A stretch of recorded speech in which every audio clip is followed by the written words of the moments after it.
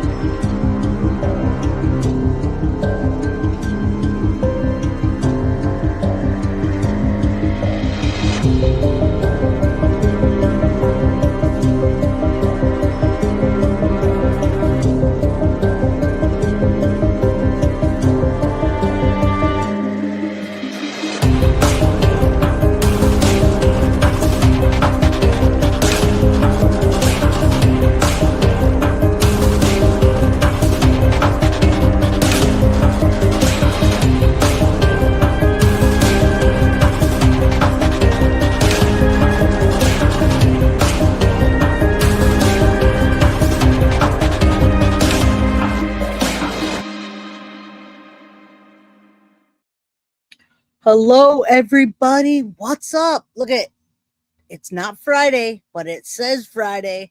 Welcome back, everybody. I'm Jay with Guilty of Crime. And hey, we're back, everybody. What's up? Let's get hyped up. Got another case. This case is wild. All right, guys. It's sad. It's just mind boggling. And it's right here in San Jose, California. It's a California case that will give you a good idea of California laws and rules and how it works. It's in the heart of Silicon Valley, all right, San Jose. So you guys come on in, hit the like button. If you're new and you haven't subscribed, please, please, please subscribe. It's free. It's free to hit the like button and it's free to subscribe. If you have the means to get a membership or to gift one, please do. You help me to support the channel. All right. So down there, I dropped my new link to the replacement Patreon. It's called Ghost. And if you take a look at it, is guiltyofcrime.ghost. Now it's a .org. All right. So Ghost is a .org. It's an open source platform, and we're going to make it kick ass. Not only that, folks, but what I was trying to do on the other Patreon before I was so rudely interrupted was to present to you, like very similar to the way Gavin Fish does his fish tank, where he puts images and documents of each case, and you guys can go and download them, use them for your content, or just learn more about the cases that we present. Now, some cases that we put on the Ghost site will not be cases that are on this channel because of the content. All right. So we don't have restrictions. We can show anything we want. And let's just clear this up, folks. We're not selling pictures of anyone. When we do a post, there are pictures included because we're visual people. All right. And if you know anything about the fish tank is filled with pictures that you don't have access to and documents that you don't have access to unless you go on to his Patreon. Well, my channel is a bit harsher. All right. My channel, I cover some pretty deep, dark things that I don't want to be restricted on. That being said, you guys, a lot of people signed up for it. It's a free membership, and you can join if you like to help support the channel. So you can go over there, sign up, hit free, and not pay a thing, and still communicate with us all. We're all working on it. Synth just put some time into it. It's great. Man, thanks, guys. I'll show you it later on. But today, and welcome all the mods, Carly. I hope you're feeling better. I know you're not, but thank you for being here. Tiff, thank you for helping me get this case together. Good to see you, Leanne, Indy, Isham, Rosie, and all the other folks, right? Don, Grandma 3. Yes, Gavin in the fish tank, but I'm not going to copy the fish tank. I'm going to do a similar one, but it's going to have a lot more content that is not so PG, folks. I don't want to do PG because, well, you can't report properly on PG. All right. So, yeah, it's called Ghost, and it's going to replace the Patreon, which it already has. And we can put anything that we want to. And we don't have to worry about it getting taken down and, having to start all over. So that being said, that's our new thing. My links below.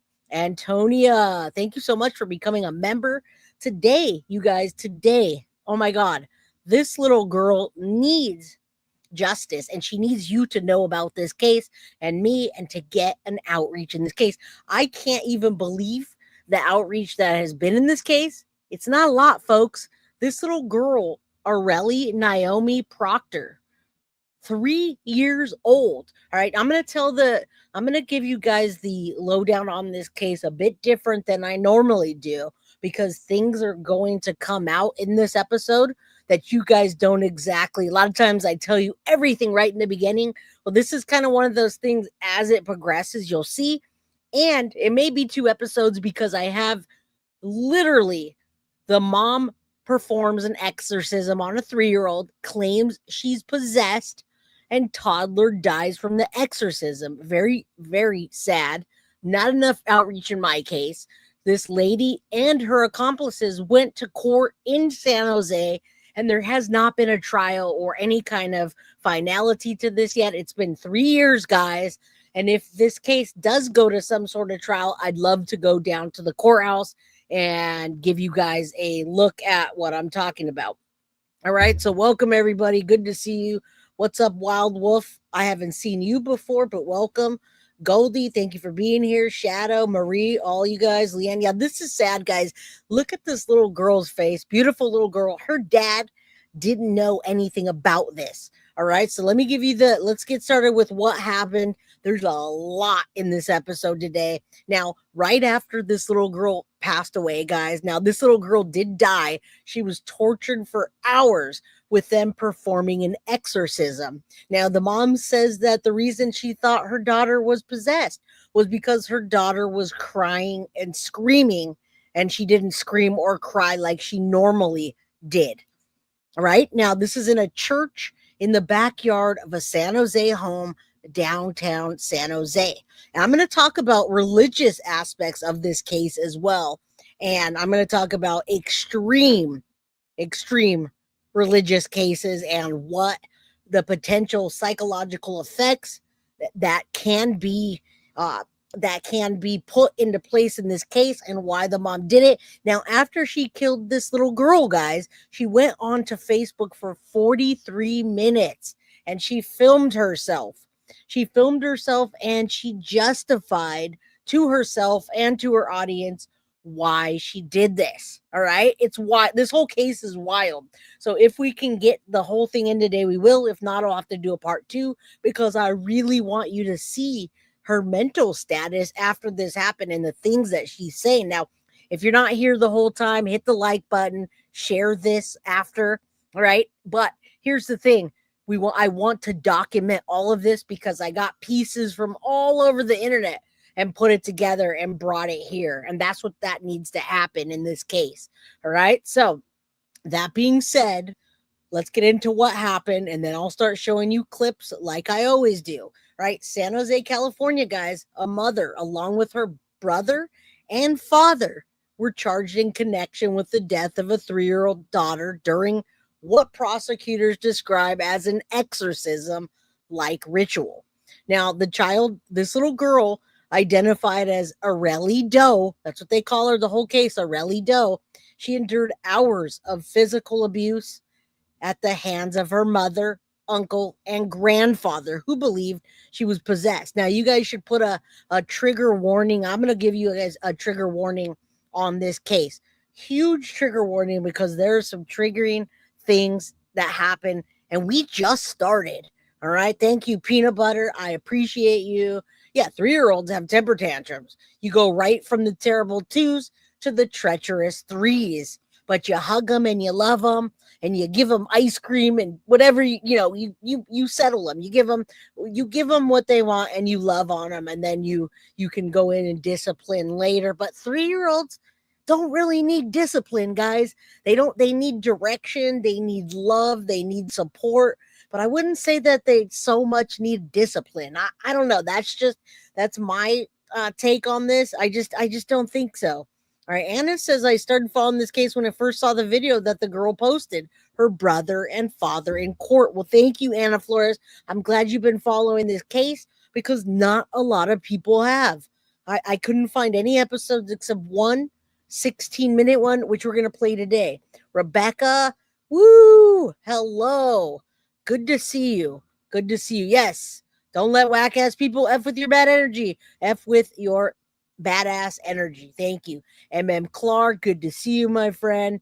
Man, this is just tragic. All right. So, court documents in this case, you guys reveal that the family forcibly restrained this little girl, Arely Doe, applying pressure to her neck and torso, causing internal injuries.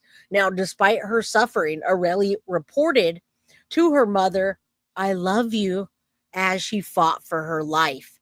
All right. The ritual or exorcism took place in a makeshift church on private property here in San Jose, California, about 11 streets down from where I used to live before this place. All right. Now, the family attempted to force the child to vomit, and she bit them. She bit them, guys. She bit their hands because they thought they could get rid of the spirit by making her throw up. After she bit them, they went crazy. All right. The mother, Claudia Hernandez, who's the major player and responsible for her child, told the police that she believed her daughter was possessed because she was crying and screaming the night before. All right. She, along with her brother and father, have pleaded not guilty, and the court's in the process of setting a trial date. Now, this was in 2022 or 2023 at the beginning. I'll get all the dates. But of course, the case raises serious concerns about child abuse and the dangers, guys, of extreme religious practices. Lori Vallow, right? Who's the other one that just got, what's the other lady's name that just got prosecuted, but she got a mentally ill?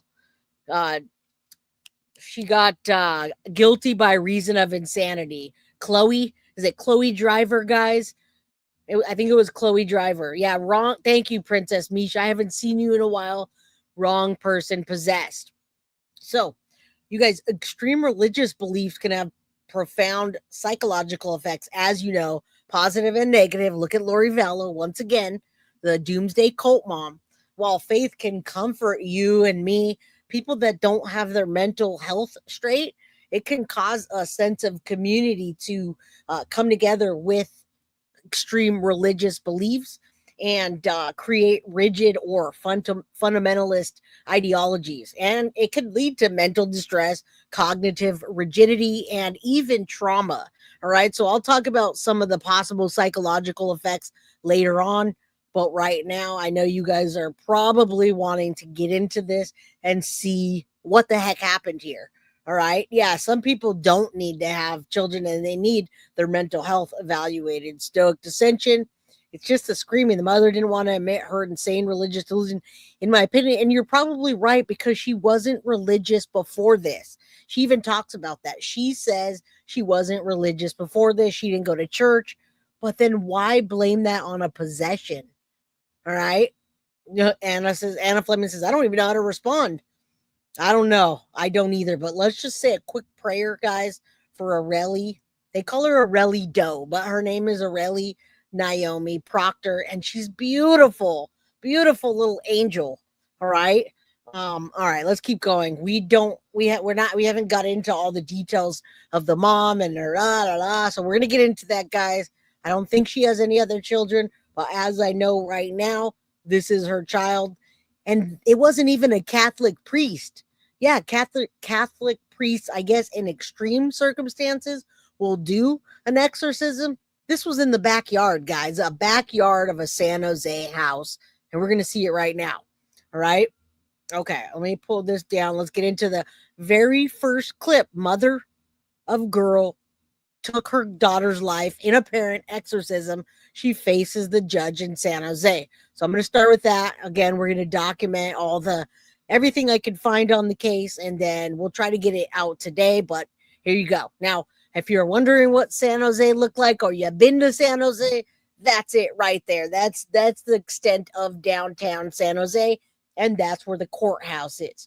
By the way, I've been to at least every 2 years they call me for jury duty, and I've gotten all the way through almost to the end of getting to jury duty, and then because of the true crime that I present and consume, I wasn't picked for jury duty. But every 2 years, they call me.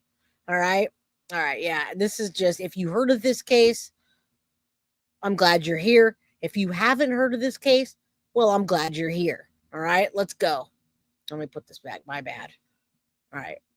What just happened? Has rattled this entire community. While the DA is pushing hard for a life sentence, one legal expert says this is far from a slam dunk. Claudia Hernandez sat by herself in court today, shackled, wearing the brown garb of an inmate in protective custody. As we've reported, the alleged facts in this case are very disturbing. This one is very difficult to stomach. Now, think of that, guys. You just saw that backyard with a bunch of, or the back area with a bunch of chairs. You got to think about these people doing these religion based, churches. They say it's religion, and they use that as a front to do bad things, to hurt people, and to get money and write-offs and all that stuff. All right, Matilda, thank you for that. Absolutely justice for this sweet baby. The victim in this case was particularly vulnerable. She was a 3-year-old girl, and these were people that she trusts. It was her mother, her uncle, and her grandfather. Hernandez, her brother Rene Hernandez Santos, and her father Rene Hernandez Sr. are all charged with child abuse resulting in death. The DA says the trio believed Claudia's daughter was possessed by demons because she would wake up at night screaming. At the small family Pentecostal church on 2nd Street, the three allegedly performed an exorcism. Court documents show the child was strangled, with the trio sticking fingers down her throat. Yeah, we're going to get into more of the documents as well, and the clips, clips of the documents, so many things today. So again, yes, please like, subscribe, share, get a membership if you can.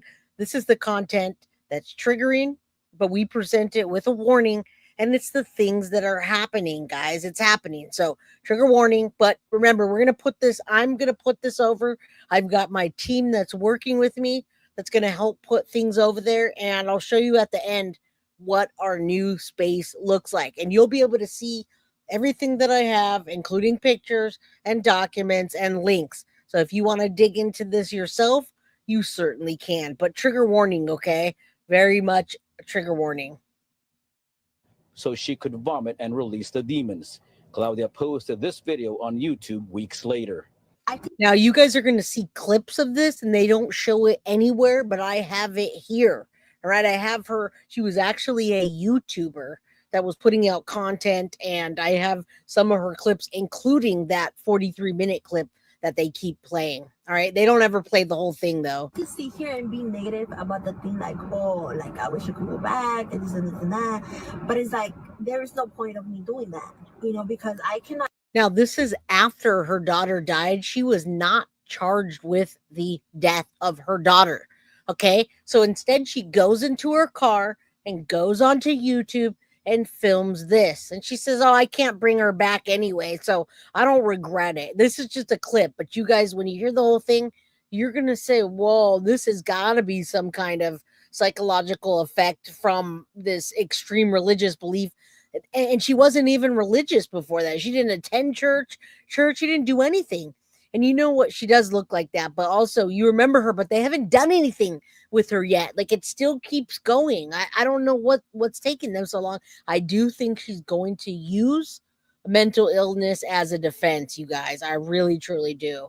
Let's hope she doesn't, and hope she doesn't get away with it. Not change what is, it is what it is. No, it's not. As a mother, she has a duty to protect her child. Legal analyst Stephen Clark says, as horrifying as the allegations might be, it won't be easy to come back with a 25 to life sentence for the suspects if they're found guilty. The defendants are going to say they were well-intentioned but misguided. They thought they were helping this child by ridding the child of a demon. Clark says witnesses might be hard to come by, and freedom of religion could also become a factor in the case. In the end, Clark wouldn't be surprised if a jury comes back with a manslaughter conviction instead. Damian Trujillo, NBC Bay Area News. All right, that's the very beginning of this. And if you just rolled in late, you didn't really miss anything. We're just getting started. I'll put one more clip. Everybody's arrested. You see them right here. You saw the beginning. That's what we're talking about. Listen up. The child's uncle and grandfather faced the judge today, accused of felony child endangerment that resulted in death. Court documents list her name as Arely Doe, the girl's mom. Now, I got to tell you guys, child endangerment resulting in death. That is one of the charges that I say every single episode on the Madeline Soto episodes that Jen Soto should be charged with, if nothing else. Endangerment of a child resulting in death. That is just, you can make that stick and you can come up with lots more evidence when you have a charge like that. That's a charge that they have, and they've been holding her. She's been there for 3 years, guys. Thank you, Foxy Amazon, for the one guilty of crime membership. Yeah, mental health is no excuse, but look at Chloe Driver. Look at the Chloe Driver case and what happened with that. Sad. Claudia Hernandez has already been in jail since early this year, charged with the same crime. The cause of death findings in the recent coroner's report just led detectives to her brother and father, both named Rene Hernandez, and the allegations are horrifying. This case is heartbreaking. As we've reported, the family belongs to an offshoot church that rents a room in the 2nd Street home in San Jose. Court documents show the family believes Arely Doe was possessed by demons because she would wake up in the middle of the night screaming and crying. The prosecutor alleges that back in September, the trio held the 3-year-old girl down in the church for 12 hours as they performed an exorcism-like ceremony. They allegedly called the authorities 2 hours after she died. Arely Doe was strangled multiple times to the point of unconsciousness. Arely Doe had fingers shoved down her throat to the point where she had multiple injuries to her mouth and to her tongue. The attorney for the younger Rene says people shouldn't jump to conclusions. And like I said, guys, this is unexcusable. They keep trying to make this an excuse. And I mean, look at her. When you hear her talk later on and the details, it's crazy. Mrs. Lavender, you watch the video, the girl talking about her daughter, no remorse. She just thinks about herself. Thank you, Miss Lavender. Oh my goodness. What did I do to deserve that? What did you guys do to deserve that? Thank you so much, Synth, for the 20 guilty of crime memberships. You guys like and comment in order to win those. All right. Gen X. I don't know how people do that to their own kids. How do you do that to other people's kids? How do you do that to your own kids? How do you do that, period? All right. And if you're going to have bad dreams, watch something different before you go to bed, please. All right. This is very extreme. And I'll talk about that in a minute, about the psychological effects of extreme religious beliefs and what could be going through her head. Of course, no excuse. It's about the family just because they were arrested. I haven't received any discovery yet, and there's no reason to rush to judgment on a case like this. The girl's mother, Claudia Hernandez, posted this 43-minute video on YouTube where she talks about her daughter's death. I could sit here and be negative about the thing, like, oh, like, I wish I could go back and this and that. But it's like, there is no point of me doing that, because I cannot change what is, it is what it is. Police arrested her just days after this post. These 3 individuals are going to be held accountable for the death of a 3-year-old child. In another bizarre twist, this is the same small church where baby Brandon's family and his suspected kidnappers are also members. You see that? Isn't that crazy? I didn't even know about the baby Brandon case. Now I'm going to read an article in a minute that has the documents. That's why this case is like, it may be a 2-part episode because there's so much in this, guys. I don't even know. It is what it is. And it gets even better as it goes farther into this case, man. It's definitely hard to digest, but who else can digest it better than us? Right? We cover the hard cases. We spoke to the church landlord on the phone today. Porque yo no sabía que los habían arrestado. The landlord says he didn't know about the arrests and has now given the church 30 days to vacate. The church is being evicted as many members of its small congregation, including the pastor, are behind bars.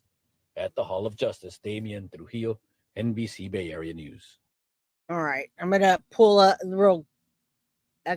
this down and put that back up with, hold on. I want you to see the baby. If you guys just came in and you hadn't seen the baby, because they don't show a lot of pictures, you guys. They don't. Hold on. They don't put a lot of pictures up when it's children. Okay, so take a look at this baby. Justice for Arely Doe. Her name is Arely Naomi Proctor, but they call her Arely Doe. All right, good to see you guys. They are behind bars, but what's going to happen now? All right, Lynette, good to see you, my friend. Hey, Michelle, how you doing? I see a lot of people in chat that don't have green yet. I hope you guys either get a membership or are able to be gifted. Lynn, Vermont loves you, Jay. Thank you so much. I appreciate that. And it's much better than the alternative, right? This is so cultish. That's what we're talking about. That's what we're talking about here. Now, I looked up extreme religious beliefs and what impact it could have on this case and many others. And the things that they talk about are cognitive rigidity, which is fundamentalist belief, discourage questioning and critical thinking, making individuals resistant to new ideas or evidence. So as you know, you've probably gone into a church to try it out, or you've heard something, you've heard things about it, you go in and they're very strict and you say, I don't believe that. Let me question it. They don't like that, guys. They don't like that. Now, also anxiety and fear are put into those beliefs. It's a fear-based teaching, such as threatening for eternal punishment or anything else that they threaten you with. And that can lead to chronic anxiety, obsessive thoughts, and even phobias, right? This is not something that is an isolated incident, right? You guys know that if you've been following the cases out there. Seems like there's a cult around every corner in some places. What the hell's going on? Yeah, I don't know. But justice for Arely Doe. Let me just look at some of these here. Let me also the DA talks in a minute. I want to show you that district attorney in San Jose, but I'm also going to continue. I want to show you some of the things that can lead up to the religious based fears, etc. I think that's really important. Again, I'm going to post this stuff on Ghost so you guys can see everything and look it over. All right. So we talked about anxiety and fear, social isolation. Strict religious communities may encourage interactions with outsiders, leading to loneliness and difficulty adapting to broader society. All right. Now, that could have happened in that case with this lady, this mom. Maybe they pushed really hard. We don't know. Something's going on, and because she wasn't even religious. How did that happen? How did it lead to not going to church, not being religious, to performing an exorcism for hours? All right. Yay, DD received a gifted membership. Thank you. Thank you, Marilise. I appreciate you. All right. Heather McDowell says, I did clinicals at Patton State Hospital and met a lot of women who took the lives of their children due to similar allegations. Yeah, this is not an isolated incident. Chloe Driver, that just happened. So many others, guys. It has nothing to do with religion. Wait, no, but they're making that about religion, Martine. I'm not sure if you saw the very beginning of this, but there is actually a church in the back of that house, and they were preaching religion. So this does have to do with religion, actually. I'm not really sure if I missed something. Now, when you get religion mixed with mental illness, then these are the things that could happen. Yeah, Shadow Andrea Yates, right? Yeah, it's not normal, but it's starting to be. All right, so again, these are things that can happen.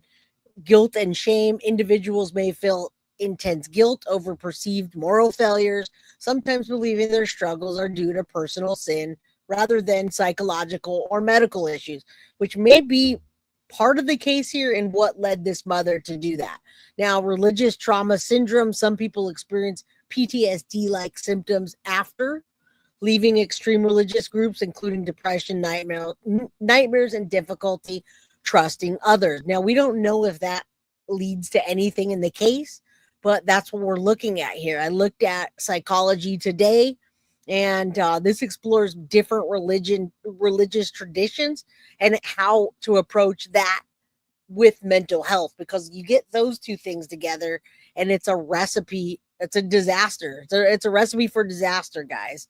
All right. They waited 2 hours to call 911, almost 3 hours, guys. 3 hours, I would say. All right, let's take a look at this with the DA, and then we have so much more today. So much more to present today. All right, I want you to see the DA talking. In the middle of the night, screaming and crying. The prosecutor alleges that back in September, the trio held a 3-year-old girl down in the church for 12 hours. All right, so that does have to do with religion when you have a church.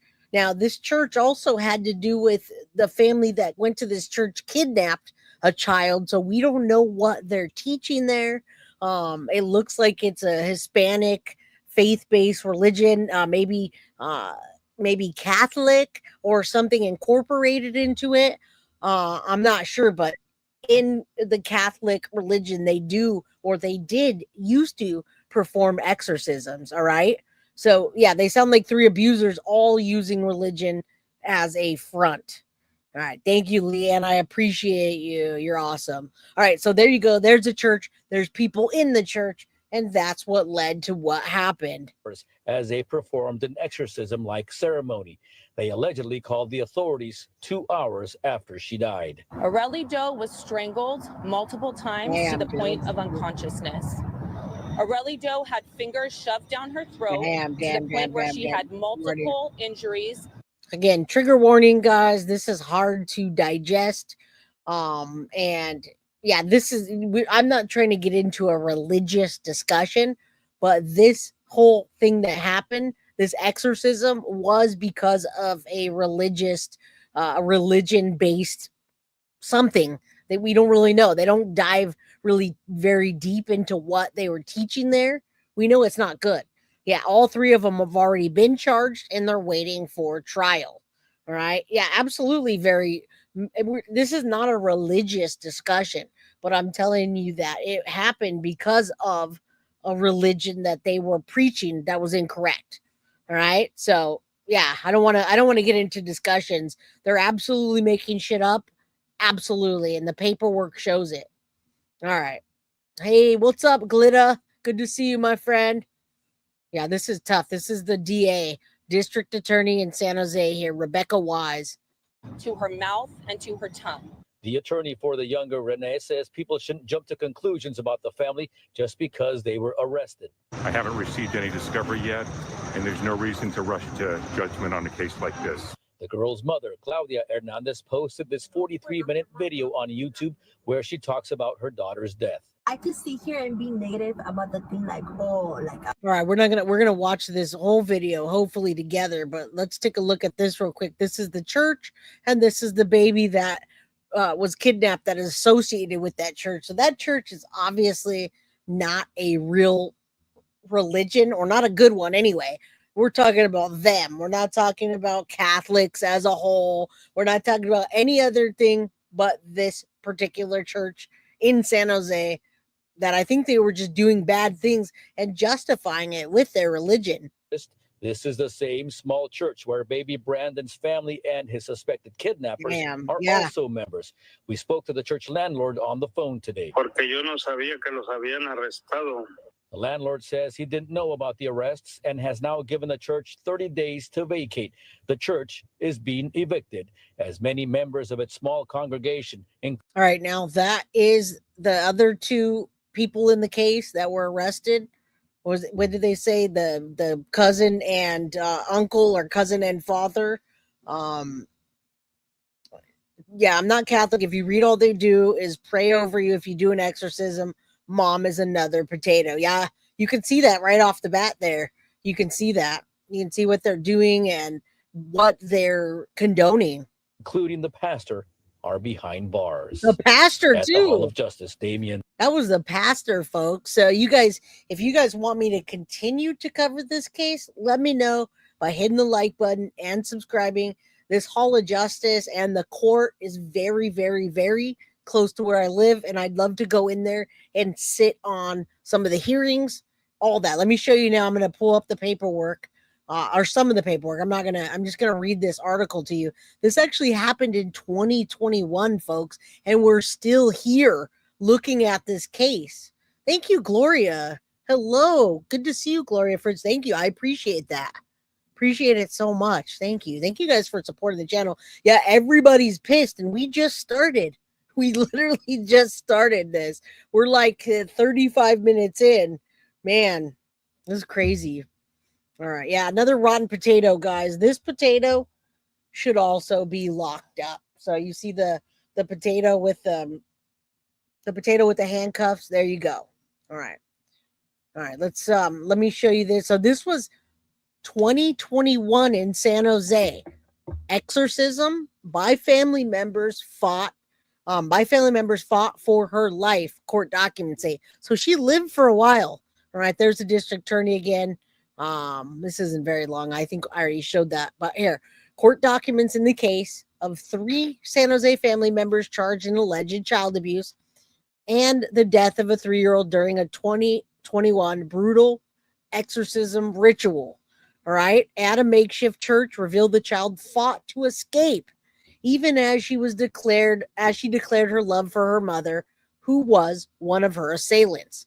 All right, now one of the court documents details the testimony given during the preliminary hearing for defendants Claudia Hernandez, Renee Aaron Hernandez Santos, and Renee Trigueros Hernandez between March 18th and 2025 in the San Jose Santa Clara Superior Court in 2021, people, and we're in 2025. Now, the defendants are the mother, uncle, and grandfather of a 3-year-old baby, Arely Doe, the young girl who was found dead at the makeshift church housed on private residential property in San Jose, California, September 24th, 2021. I know this is heartbreaking. It's sad. And, you know, with what we're presenting here today, it is harsh, very big trigger warning, but we want this to circulate on YouTube so more people can see this case and pray for little baby Arely Doe and hope to get the justice that she deserves. So the only way you can do that is by you liking and sharing this to get in the algorithm, because I don't know if this case will be monetized. I have no idea. I'm trying to use the appropriate language, but I don't know what appropriate language there is for a child that happens to, guys. Oh man, that's a huge prayer. Grateful 1111. I'm so angry. I'm sick to my stomach. This sweet baby. Please cover this case, Jay. They all need to be held accountable. Thank you. You said that very well. Thank you for the $5 super sticker. And I absolutely am covering this case. And with your support, I'll continue to cover this case. Thank you. All right. Yeah, you can tell I'm very passionate about this case.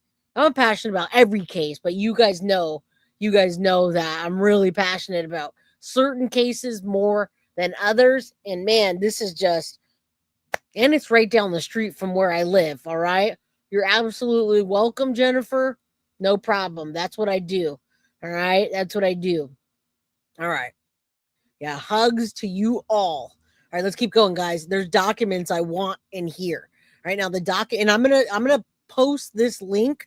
I'm gonna copy it right now and make sure I post it onto my document so I can make sure it gets into the ghost site. All right, I want to make sure you guys are able to have access to all these files. Right? There's no reason you shouldn't, and we're gonna be like, we love you, Gavin Fish. We're gonna be like the fish tank, but we're gonna be like the shark, like the piranha tank. All right. Gavin's the fish tank, and we're going to be the piranha tank, because piranhas are fierce like these people, or they're fierce like us. They're going to get eaten alive. And our content pretty much is always trigger warning, guys. All right. I don't really cover easy cases. Thank you so much, Gloria. And you guys thank Gloria for the 5 guilty of crime memberships. That was awesome. And Nath, you never fail. Thank you. You never failed to gift membership. So thank you so much. I appreciate you. All right. All right. Deanna says, I see you all the time on the video. I love it. All right. Man, Princess Mish, I saw you the other day on the Duty Ron channel, and I don't know if you saw me, but hello. Thank you for being a member for 11 months. And thank you. All right, let's keep going. I put up that link on my document so we can make sure it gets to you guys, whoever wants to continue to follow this case behind the scenes. Right now, the documents filed by the Santa Clara County Court District Attorney's Office noted in the opening summary that the young girl fought for her life as 3 trusted adults forcibly grabbed her by the neck, torso, back, and legs. Now imagine all 3 of these adults doing that to her and smothering her, repeatedly attempting to pry open her mouth and make her vomit. Now, which the family members told officers would make the child expel the spirit that's possessed in her. Her mother, uncle, and grandfather repeatedly rendered her unconscious with pressure to her neck and torso and, quote, held her with so much force that she had internal bleeding and injuries. All right. Now, we got some scrib documents here, and these are Superior Court of the State of California, Santa Clara County. Okay. This is look at, I want you guys to see this. I got a little bit excited because you can see the documents here. You can see the date, April 9th, 2024. You guys, we have a long road ahead of us in this case that is already 4 years old. Marcy, thank you so much for becoming a member and being one for 9 months. All right. So look at this. This is like, it's ongoing. It's going to keep on going. Yeah, trigger warning on all the content around here. Trigger warning just for me. I'm harsh. If you look at me, I'm harsh. When I talk, I'm harsh. So trigger warning just for Jay alone from Guilty of Crime, all right? Just when you look at me, just have a trigger warning because I might trigger you by something I do. Apparently, I do trigger lots of people. Yeah, it does sound scary, and it is scary. Because imagine trying to perform your own exorcism with 3 grown-ass adults smothering a little girl like that. All right, so I'm excited about this. This is a 51-page document, People's Holding Order Memorandum, 51 pages, April 9th, 2024, 9 a.m., Department 38, guys. Lots and lots of paperwork. Evidence presented at the preliminary hearing, which I didn't know if they filmed it or not. All right. So I'm going to download this, of course, and go into it. I think we're going to have to do another episode. Now, the DA's office noted that she was fighting for her life at the hands of her immediate family. And then we saw she told her mother, I love you. And yet she continued. Now, the documents provided information from statements that Claudia Hernandez, which is the mother, Claudia Hernandez is another potato, you guys. Now, Claudia Hernandez and her brother, Rene, provided this to police. Hernandez told officers that she believed Arely to be under the possession of a demon inside of her because of screaming and crying, and that her eyes were different at night. So her eyes were different at night, guys. She's possessed because her eyes changed. Now, the night before, she and Rene brought the child to the makeshift church where her father was a pastor. Remember, her father's arrested and her brother's arrested. They continued to try to hold her still, struggling to grip her around her neck and torso, telling officers, Arely would still say, I love you in Spanish as they tried to hold her. Now, that's a huge trigger warning, guys, because, I mean, I'm very visual. And when you picture 3 adults grabbing her by the neck, back, shoulders, legs, and her in a sweet little voice in Spanish saying, I love you, right? I don't know exactly if that's te amo or what. You guys can tell me what I love you is in Spanish. But just imagine that little girl's voice saying, I love you to her mom and family members. And they still could have turned back. They still had the opportunity to stop. They still could have saved her, and yet they continued. All right. So, yeah, this is Candace Newmaker in 2001, died her parents, rebirthing her. Yeah, te amo. She said te amo in a little tiny voice to her parent, her mom, and the family, and they still did it anyway. All right. I know where their church is located. I've gone to the house tons of times. Who knows this type of stuff was going on? Oh, you know this area too? Yeah, I used to live down on 13th Street, 15th and St. James. And now I'm not even close to there now anymore. But on 15th and St. James, and they're on 2nd Street, and it looks like they're by Santa Clara. All right, yeah, yeah. We'll see. Yeah, you're harsh. I try not to be harsh, but you never know. When something like this happens, I'm as harsh as can be. All right. Yeah, I know, guys. I know it's rough. All right, this is rough. All right, so let's get back to this so we can get into even more. All right, so Hernandez, let me get a drink real quick. All right, guys.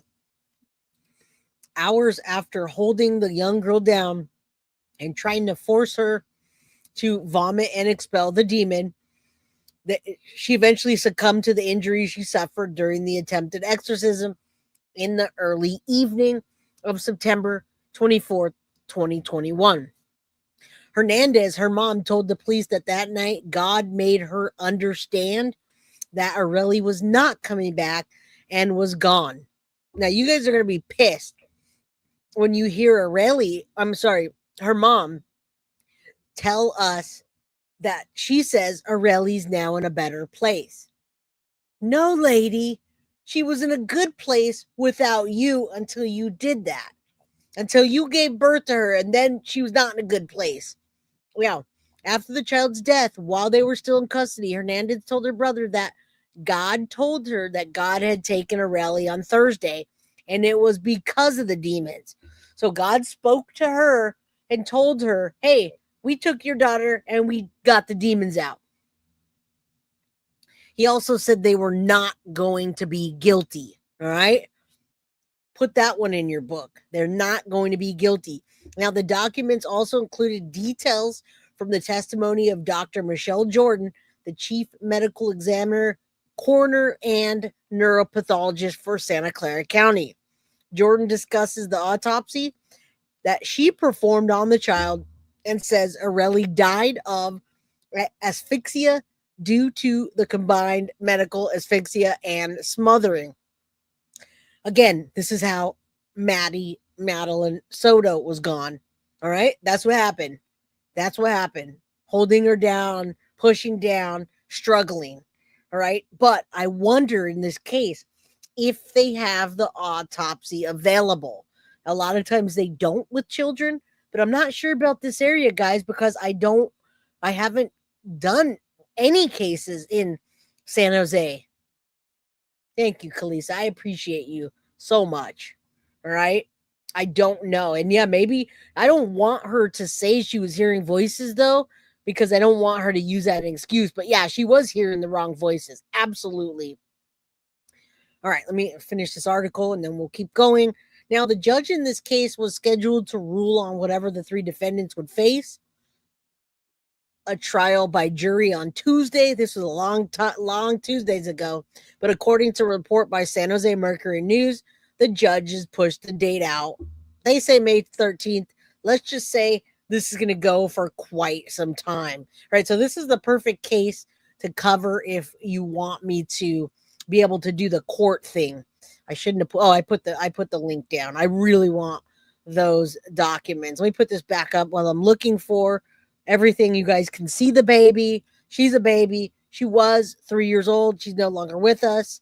And I'm glad you remember this case. It's still going. What's up, my friend, Modern Soul Danny? How you doing? Yeah, they can be sealed, but I'm not sure if they are. All right? I'm not sure if they are. I'm going to look into that. No, there are absolutely, at this point, we have heard nothing of SA charges or even SA that had happened to her. That's what we're looking for, Anna. So stay tuned, all right? Stay tuned, my friend. I will keep you absolutely posted. All right, let's keep going. Let me get to, let's see what I have, and because we have so much more. All right, I want you to listen to some of this before we get into this crazy long crime 16-minute video. I have so many documents here, and I'm trying to find the best ones to show you. So CBS News. Let's take a look at this. I wanted to show you. Okay, let me do a USA Today article, and then we'll get into the next part. Buckle up, guys. They're going to be here a while. We're going to be here a while. Synth, thank you. I'll leave that up. You guys, please thank Synth for the 20 guilty of crime memberships, would you? All right. Let's put up this next one. And thank you to the person that asked me to cover this case or reminded me that I was going to cover this case. I've had this case just sitting there in my guilty of crime cases, which I have a ton of guilty of crime cases that I need to work on. And right now is the perfect time to work on them. Now that we have a lull in the Madeline Soto case, nothing's really changing or happening. So thank you guys. Thank you for being here. Antonia Bove, thank you so much for the 5 guilty of crime memberships. Thank you for supporting the channel. All right, USA Today came out with this April 10th, 2024. We're still waiting for something to happen. All right, 3-year-old fought for her life during fatal exorcism involving mom, grandpa. They didn't say the brother, prosecutors. They write in the court record that 3-year-old endured 20 hours, guys, 20 hours of being assaulted before she passed. All right. It happened during what they say was an exorcism-like ritual. Now, this is the first time I've seen that it was 20 hours. So as this progressed, you guys, we're going to learn a lot more in this case. What's up, Tara? How you doing, my friend? All right. Yeah, thank you. Thank you for that. All right, let's go. How many people are being prosecuted? 3. We're going to talk about that right now. All right. Now, this is updated. This was last year around this time, which means something is about to happen or change. And that's why I'm looking into this.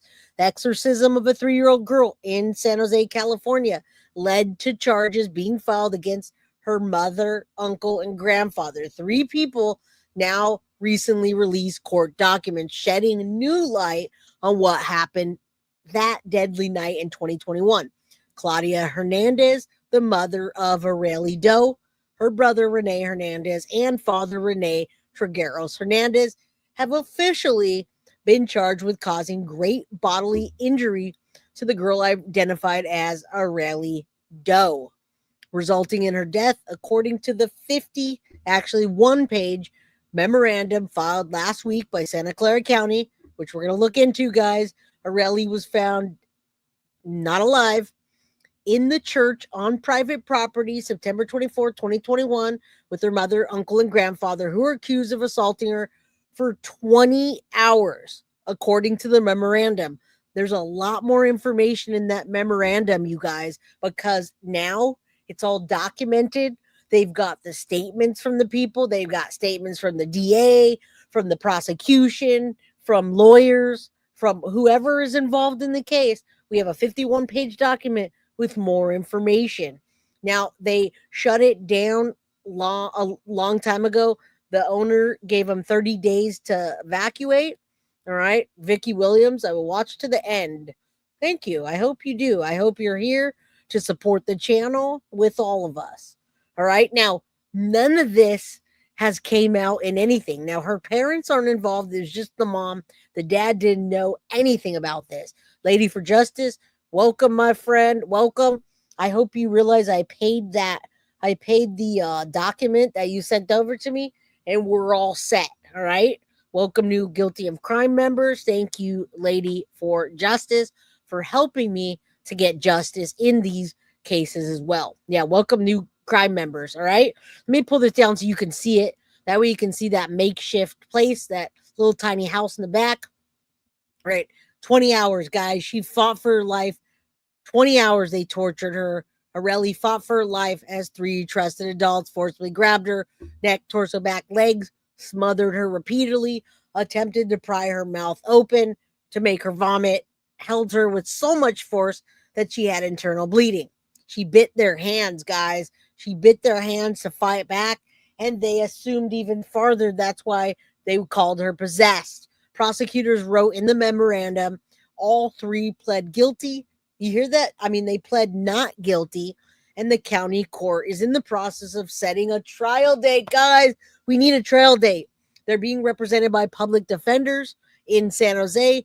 USA Today contacted Santa Clara's public defender's office, but did not get an immediate response. Here's what you need to know about the case and whether it's headed to trial. All right, so there's that little house. You would never even know there's a church in the back. That is the entrance to Iglesia Evangelica Apostoles y Profetas Church. I don't know how to say that, but I'm doing my best. Which is in the back room of a multi-family home located at the 1000 block of 2nd Street in San Jose, California. All right, this was Friday, May 6, 2022.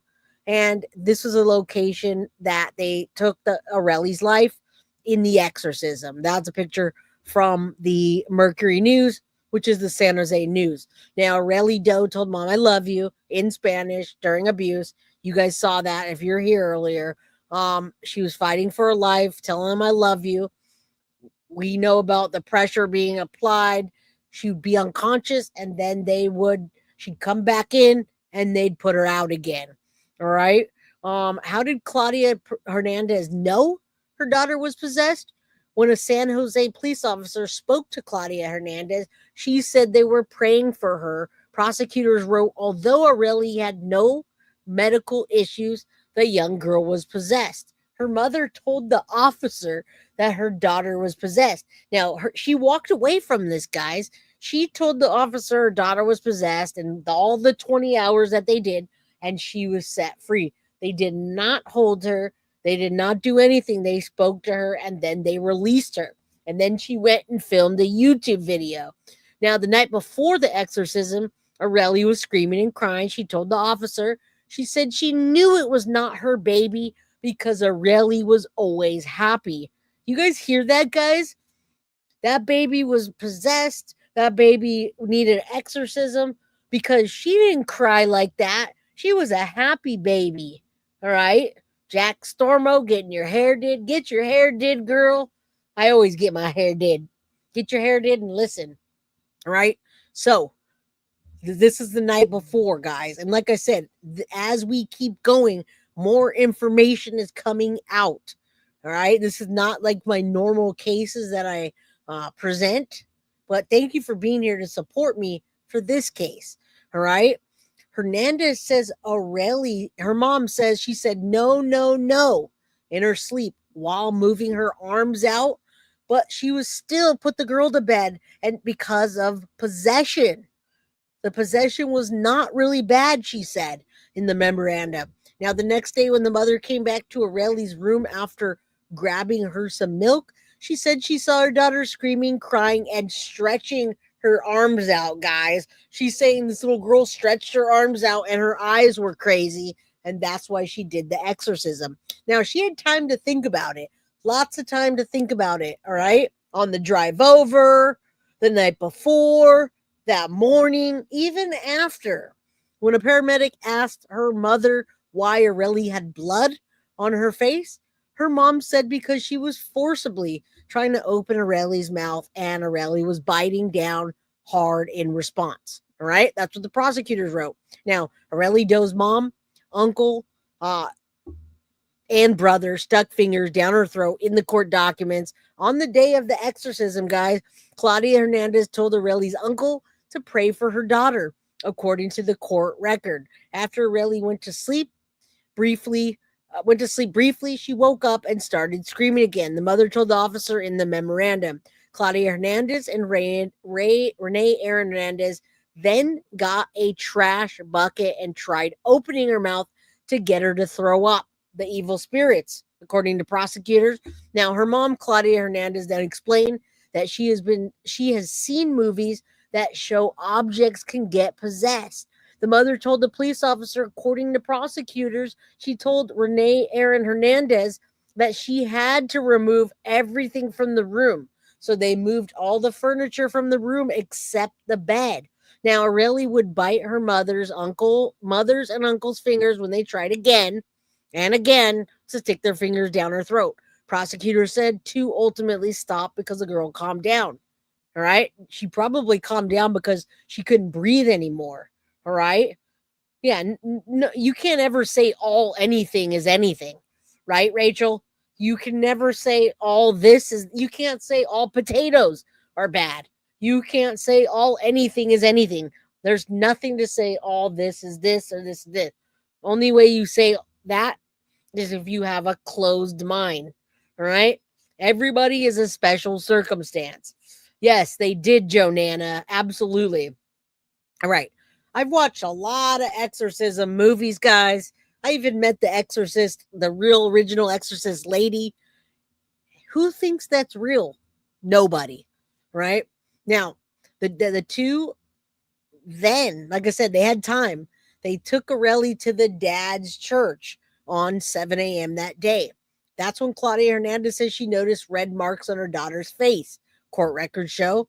They then held Arely up over a trash can, and her mother put her hand again in the girl's throat to control her head, around her throat to control her head, and she was struggling, saying no.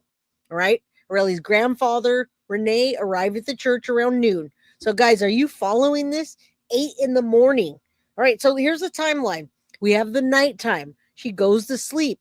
She wakes up. She's crying. She's screaming. Her mom says her eyes are weird. She keeps going back to sleep and waking up. Her mom's convinced that she's possessed. She goes to sleep that night, wakes up at 8 a.m., takes her daughter to this makeshift ass church, keeps her there for 4 hours, and then by noon, he shows up. Oh my goodness, Synth. What do I owe? My peanut had severe night terrors since she was a baby. We had no idea why. She thinks it's because of her mosaic down. I don't know. But we got therapists and meds when she was over 18, and it was her decision. That's what you're supposed to do. Well, Synth, for the $50 super chat, you also help support the channel. But you help support the channel just by being here, girl. We need badass women like you and Tiff and Carly, all right, and Foxy Amazon. So thank you. All right, let's finish this up. So I just told you the timeline. You got the night before. You got 8 o'clock in the morning comes. 4 hours later, they arrive at the church, or they arrive at the church. Then 4 hours later, Renee Hernandez arrives. Arely's mom, uncle, and grandfather prayed before taking turns grabbling the girl's neck and trying to make her throw up in the trash can. Claudia described Arely as being very strong and described Arely's resistance to their force as flailing. All right. Prosecutors wrote Claudia said she was holding around her jaw. Once her mom saw the blood vessels burst in Arely's face, the three laid the girl down and repeated their previous actions to try and make her vomit. Claudia grabbed Arely by the torso and Renee grabbed her by the neck. Arely finally vomited in the trash can. All right. Now, around 6 p.m., court documents say Arely was cold to the touch. 8 a.m., they bring her to the church. 12 noon, the grandpa comes to exorcise her. 6 hours later, she passes away. All right, so we're talking 20 hours from the night before until the time she dies at 6 p.m. Claudia said that she thought maybe she was dead, but that she would never have seen, she doesn't know because she had never seen a dead body. According to court filings, they continued to pray. She moved her onto the floor and kept praying. Claudia called her mom, sister, best friend, husband, and boss before calling 911. I would love to get my hands on the 911 call, folks. I want to get the 911 call. We want to get the 911 call. Tiff, we want to get the 911 call. All right. All right. All right. So let's keep going. All right. Okay, guys. Even after she was passed away, they continued to pray and do exorcisms on her. Then Claudia doesn't call 911. She calls her mom, her sister, her best friend, her husband, and her boss. Then she calls 911, right? On the 6th call, she calls 911 after hours of abusing her daughter and her already being no longer with us. Claudia Hernandez spoke to her crying brother after detectives interviewed the two of them. Claudia told Renee Jr., not the dad, the uncle, that while she was in the other room, on the other interview room, God came to her and told her that God had already taken Arely on Thursday and that it was because of the demons. According to the memorandum, Claudia told Renee that God gave her the solution and everything was going to be okay. Claudia also said God told her they were not going to be guilty. Claudia Hernandez saw visions of men in white. Court documents say her mom said she did not want to take her daughter's life and that San Jose police detectives would not understand because they didn't believe in God. Prosecutors wrote.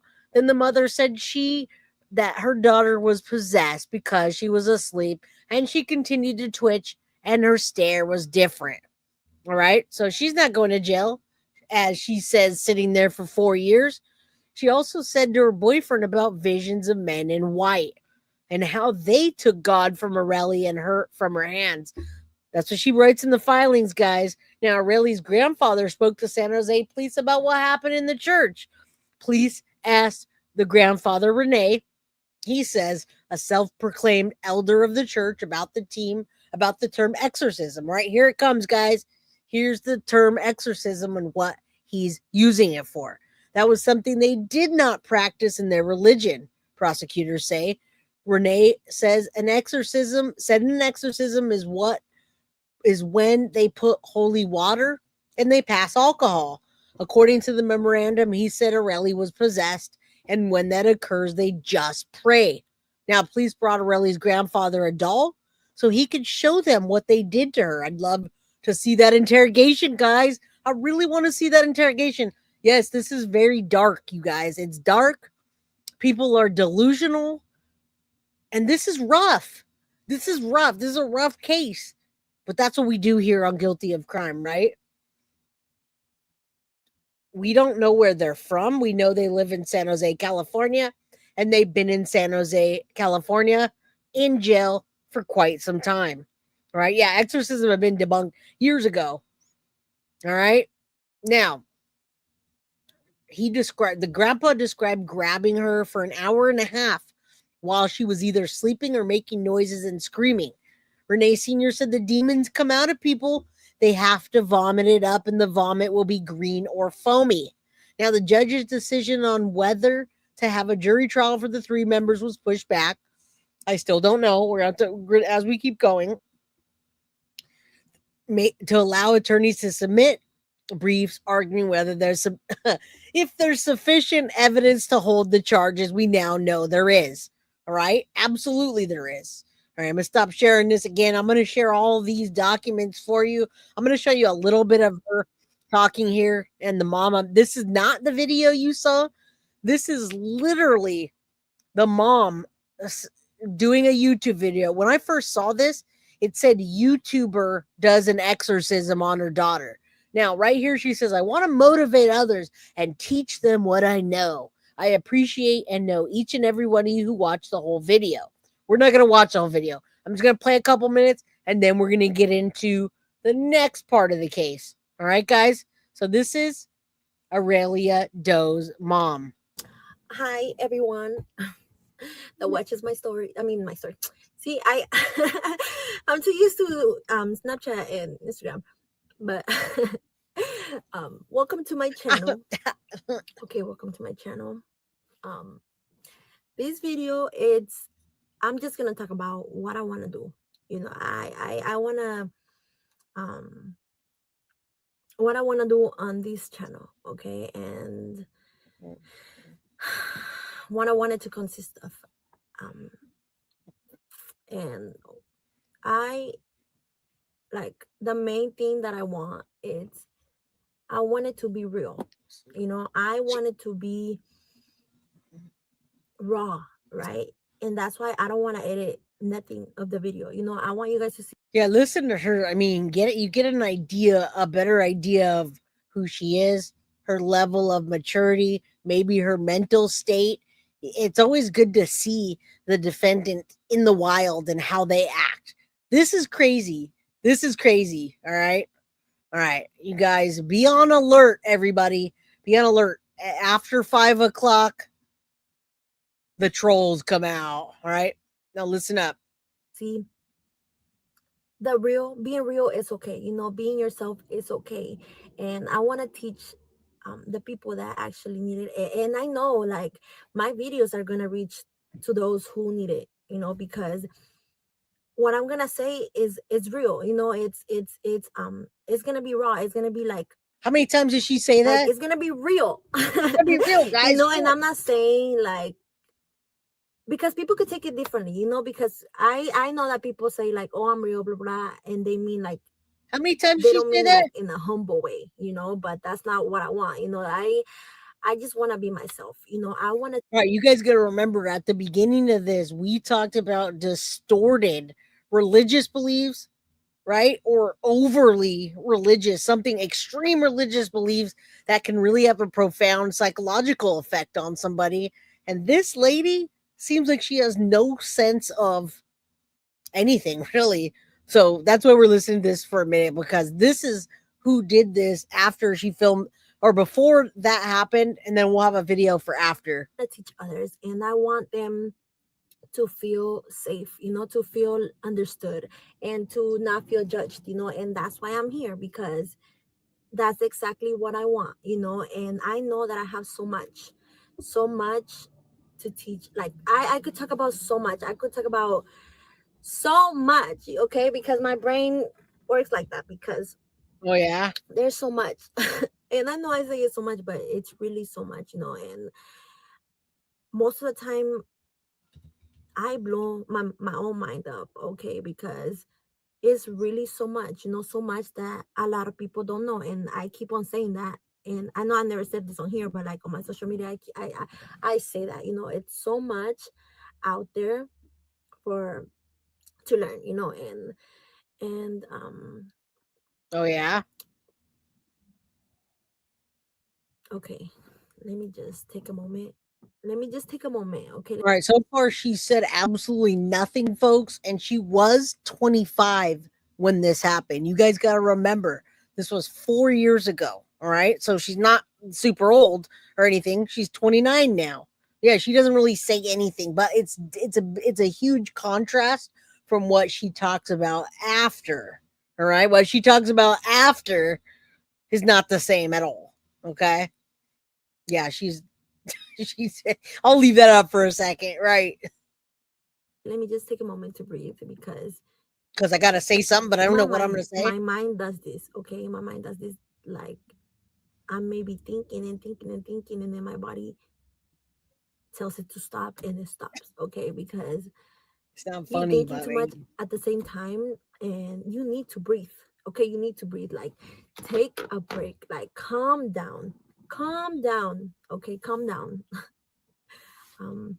25 years old, and folks. You guys are probably gonna see a lot of that, okay? Because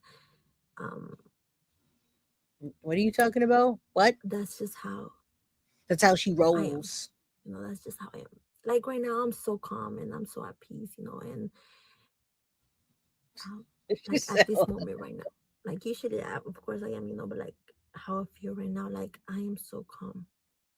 And by the way, she was a social media person. I don't know if she's an influencer, but that's how I found this case. All right, she's calm and at peace, folks. She's real. All right, that's what I got out of this. All right, when can we start setting up the cage match? We'll have to take we'll take a poll on that. She does sound like she's off her rocker, and I love that. Synth es pendeja. All right, she's calm though, guys. She's calm. She's really calm. All right, she can breathe. Her daughter can't breathe, but she can breathe. All right, say a prayer for Arely Doe, guys. All right, let's keep going. I'm gonna put this next thing up, and let me play this real quick. It's not really quick, but this will give you more details of what's kind of happening now. This is now 11 months ago. Let me play this for a second. Excuse me. In California are trying to keep a woman locked up after they say she tortured and killed her 3-year-old daughter during an alleged exorcism. We're digging into this very bizarre and brutal case as the state seeks to keep Claudia Hernandez and 2 members of her family away from the public. Plus, what the defendant herself had to say about the toddler after her gruesome death. Welcome to Sidebar, presented by Law and Crime. I'm Jesse Weber. Let me lay out this story as alleged by prosecutors in California. In 2021, Claudia Hernandez was at a makeshift church in the back of a home in San Jose, California with her daughter, 3-year-old. All right, so I couldn't find much information past the 11 months, but now that I have the documentation from the court, I can find out from the court when the next thing is and what's happening. All right. Yeah, she didn't let her baby breathe, but she was relaxed. Don't worry, she could breathe. All right. Say a prayer, guys, for this little beautiful angel. She was just a little angel. Didn't deserve any of this. Arely Naomi Proctor. According to court documents, Hernandez believed that Arely was possessed by a demon that needed to be cast out through an exorcism. No, this is not the Daybell case. This is unfortunately another one Look at that that. we're covering. Because Hernandez's father, Rene Hernandez, was the pastor of that church. And Hernandez and her brother, who's also named Rene Hernandez, allegedly took Arely to the church on September 24th, 2021. According to court documents, the 3 family members held Arely down for approximately 20 hours, torturing her by grabbing her neck, torso, back, legs, smothering her, hold her. Again, trigger warning. Anybody that just rolls in, trigger warning for anybody that's on the rewatch crew. Yeah, you get a sense of the mom. You get a real good sense of the mom and who she is by just listening to that. But listen to that little tiny bit. All right. Her in positions, repeatedly trying to force her to throw up. All of this allegedly to expel the demon. Yeah. And sadly, as a result of all of this, prosecutors say Arely died, succumbed to her injuries. A coroner's report determined that Arely died from asphyxiation and had blood in her lungs, that she had brain swelling, that she had injuries on her neck and inside of her mouth. I mean, it doesn't get any more horrific than this. But here's the thing. The prosecutor. And you guys, there's a lot more evidence in this case that they evidence social media. Like I said, this girl was trying to be some kind of social media influencer, and she didn't take anything down that I could, nothing came down that I could find. So I'd love to do a part 2 and show you more information on her, different things in the environment, and what's happening next. All right, let's keep going. Has said that Hernandez has shown Yeah, zero she's in jail. remorse They're all because she in jail. still believes she did nothing wrong.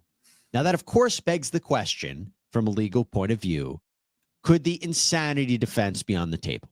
Now, we have talked before about how rare it is for that to work. Obviously, because if it were readily available and accessible, defendants would constantly use it as a way to get out of prison time. Yes. But Yes. here in California, we're talking about whether a defendant can show by a preponderance of the evidence, more likely than not, it's a lower standard, whether he or she at the time of the offense was incapable of knowing or understanding the nature and quality of what they did and of distinguishing between right and wrong.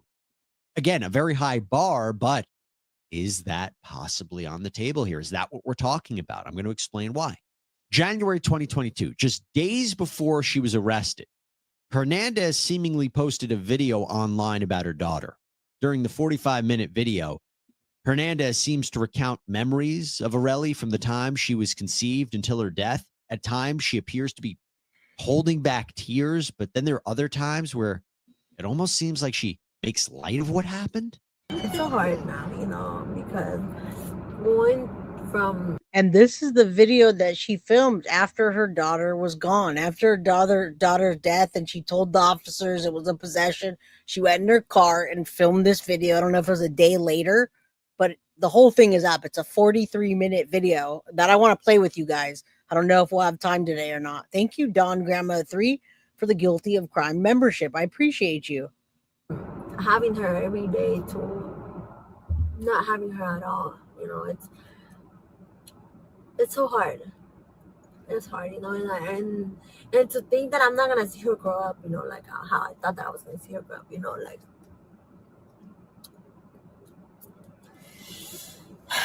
But it's okay.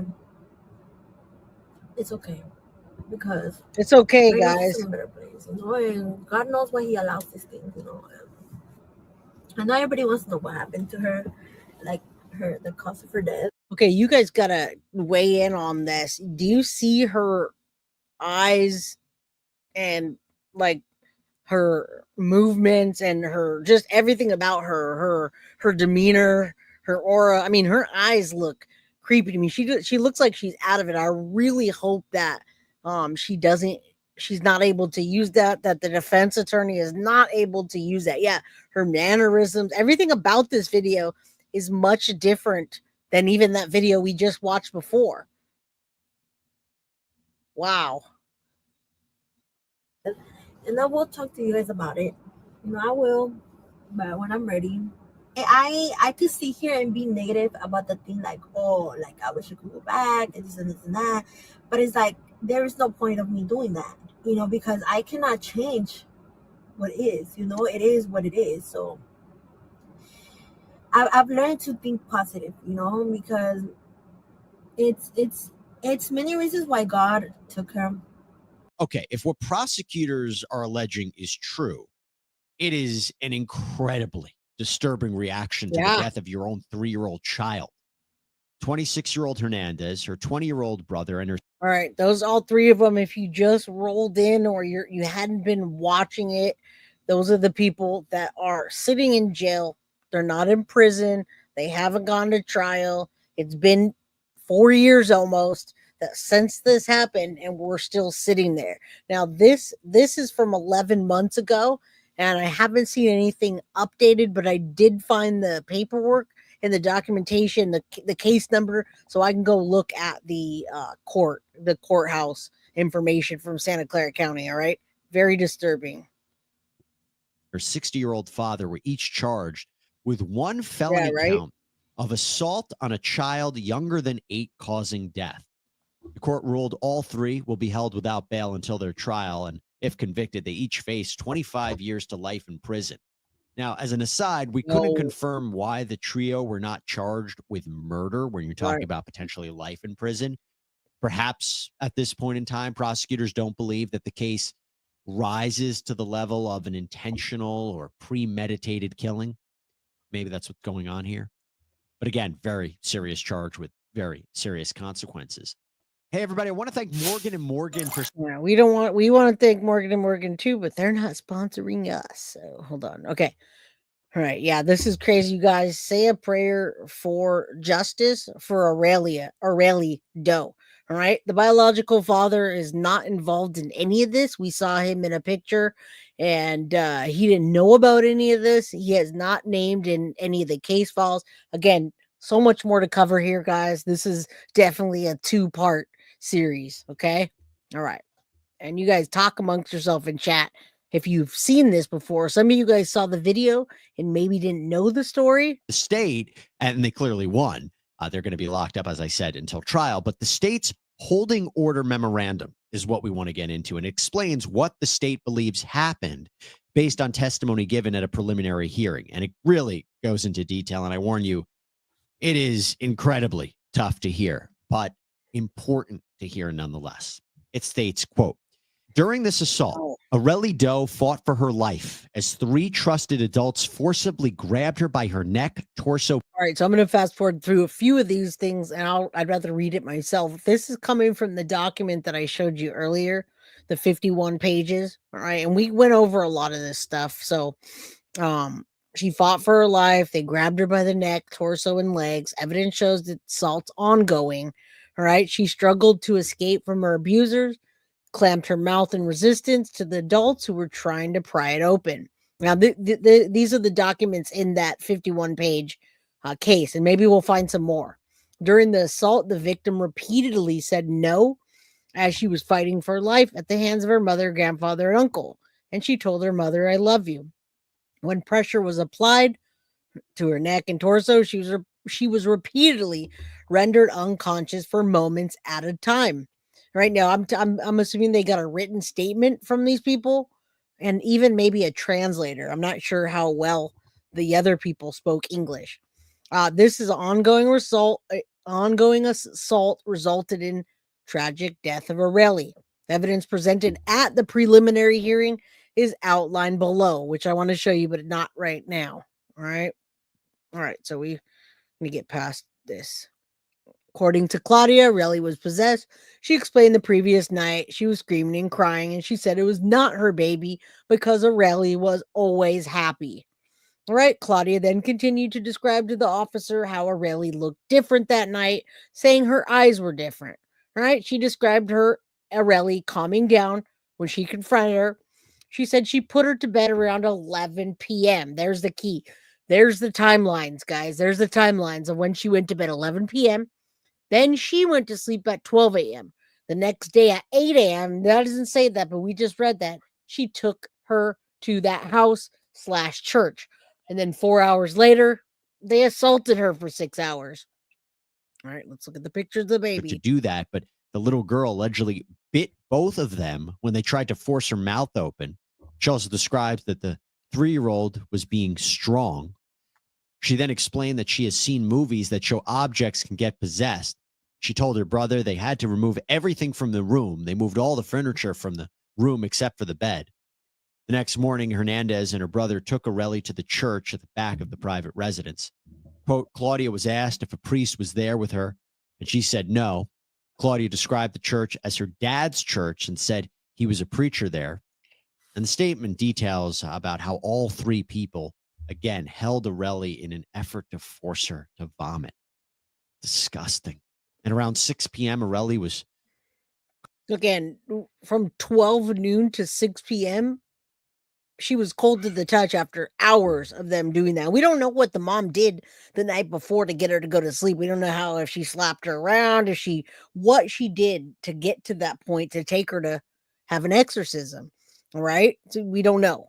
And, she says in a statement, and I talked about this earlier, she says in a statement that she was not a religious person. She did not go to church on a regular basis, if ever. Right. So, yeah, I wonder what her upbringing was. Absolutely. Lots of questions. What's up, Kelly Renee? How you doing, my friend? Good to see you. Yeah. Self-proclaimed preacher, the worst kind. Cold to the touch. Claudia said she thought maybe she was dead, but she never seen a dead body. So what did they do? They continued to pray. This is what the allegation is. She moved her onto the floor and then kept praying. Claudia called her mom, sister, best friend, husband, and boss before she called 911. That's a lot of people to call before you allegedly call law enforcement. Another officer took Claudia to what's called the Witness Center and was comforting her. As part of the filing reads, quote, Claudia said Arely changed at night. The first noticeable change was when Arely was demanding her shirt and went to the closet and threw all of her shirts out. Claudia said Arely's scream was so hard she thought it was not her. While Arely was in the shower, Claudia described that her eyes looked different. Claudia told Arely she loved her, and Arely did not say anything back. Arely then fell asleep very fast. Claudia said she never does that. They didn't say anything. Hernandez said later in the statement that Arely always slept on her side, but that... Now, I found, even though she uses different names, there's quite a bit out there on social media that she left. And who knows if she was they have not mentioned anything thus far about DRUGs. All right. I want to try to get it as much as possible. So cute. Such a cute little angel. All right. Yeah, man. This is just. That night she slept on her back. It's fascinating to hear her trying to find these little points of difference. That officer's part of the filing continues. At 5 p.m., Claudia said they had to pray for Arely again. This time when they prayed, Arely threw up a liquid that was a purplish color. See, we After didn't Arely see this. actually spit it out, they laid her down and continued praying. She then checked on her about 6 p.m. and Arely was cold. Her lips were blue and purple and her hands were cold. This was the last time Claudia believed Arely to be alive. Claudia said that she told Renee Jr. to continue to pray. I actually can't tell what's more disturbing, the alleged abuse or the fact that it seems based on this account, this mother kept distorting certain observations as signs that... She does remind me, though, we just covered that case where the mom took her son's, why can't I remember it? Tiffany, her name is Tiffany something or other. Anyway, she's covering, she did the same thing and she shot her boys, right, in the bathtub, and then had all these weird, outrageous statements, and she was like hallucinating. And I wonder if she really was, though. I wonder if she really was. All right, Spurzan, thank you. Jay, you're making work much more tolerable. You're very welcome. Very welcome. Everybody, you guys that are here every day from 4 to 6, we're usually here from 4 to 6. Thank you. Appreciate you. All right. Yeah, look at that mugshot. Yeah, it was asphyxiation is what they called it. All right. This is not from Kentucky. This is in San Jose, California. Her daughter was possessed, reinforcing that theory of possession. But again, the legal question becomes, did she really, honestly believe this? Now, here is something interesting. The document says that Hernandez had not told Arely's father that she believed the girl was possessed and didn't tell him they were going to the church.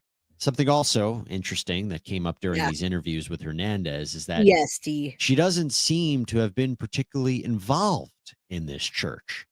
According to these court documents, she hadn't been to a church service since 2016, but had recently started going there to pray. Quote, Claudia said she does not necessarily believe in possession because of the church she goes to, but because of other things she has experienced in her life, where at the school, like places that I've been that I know that are like. And you notice when she talks, it's always like.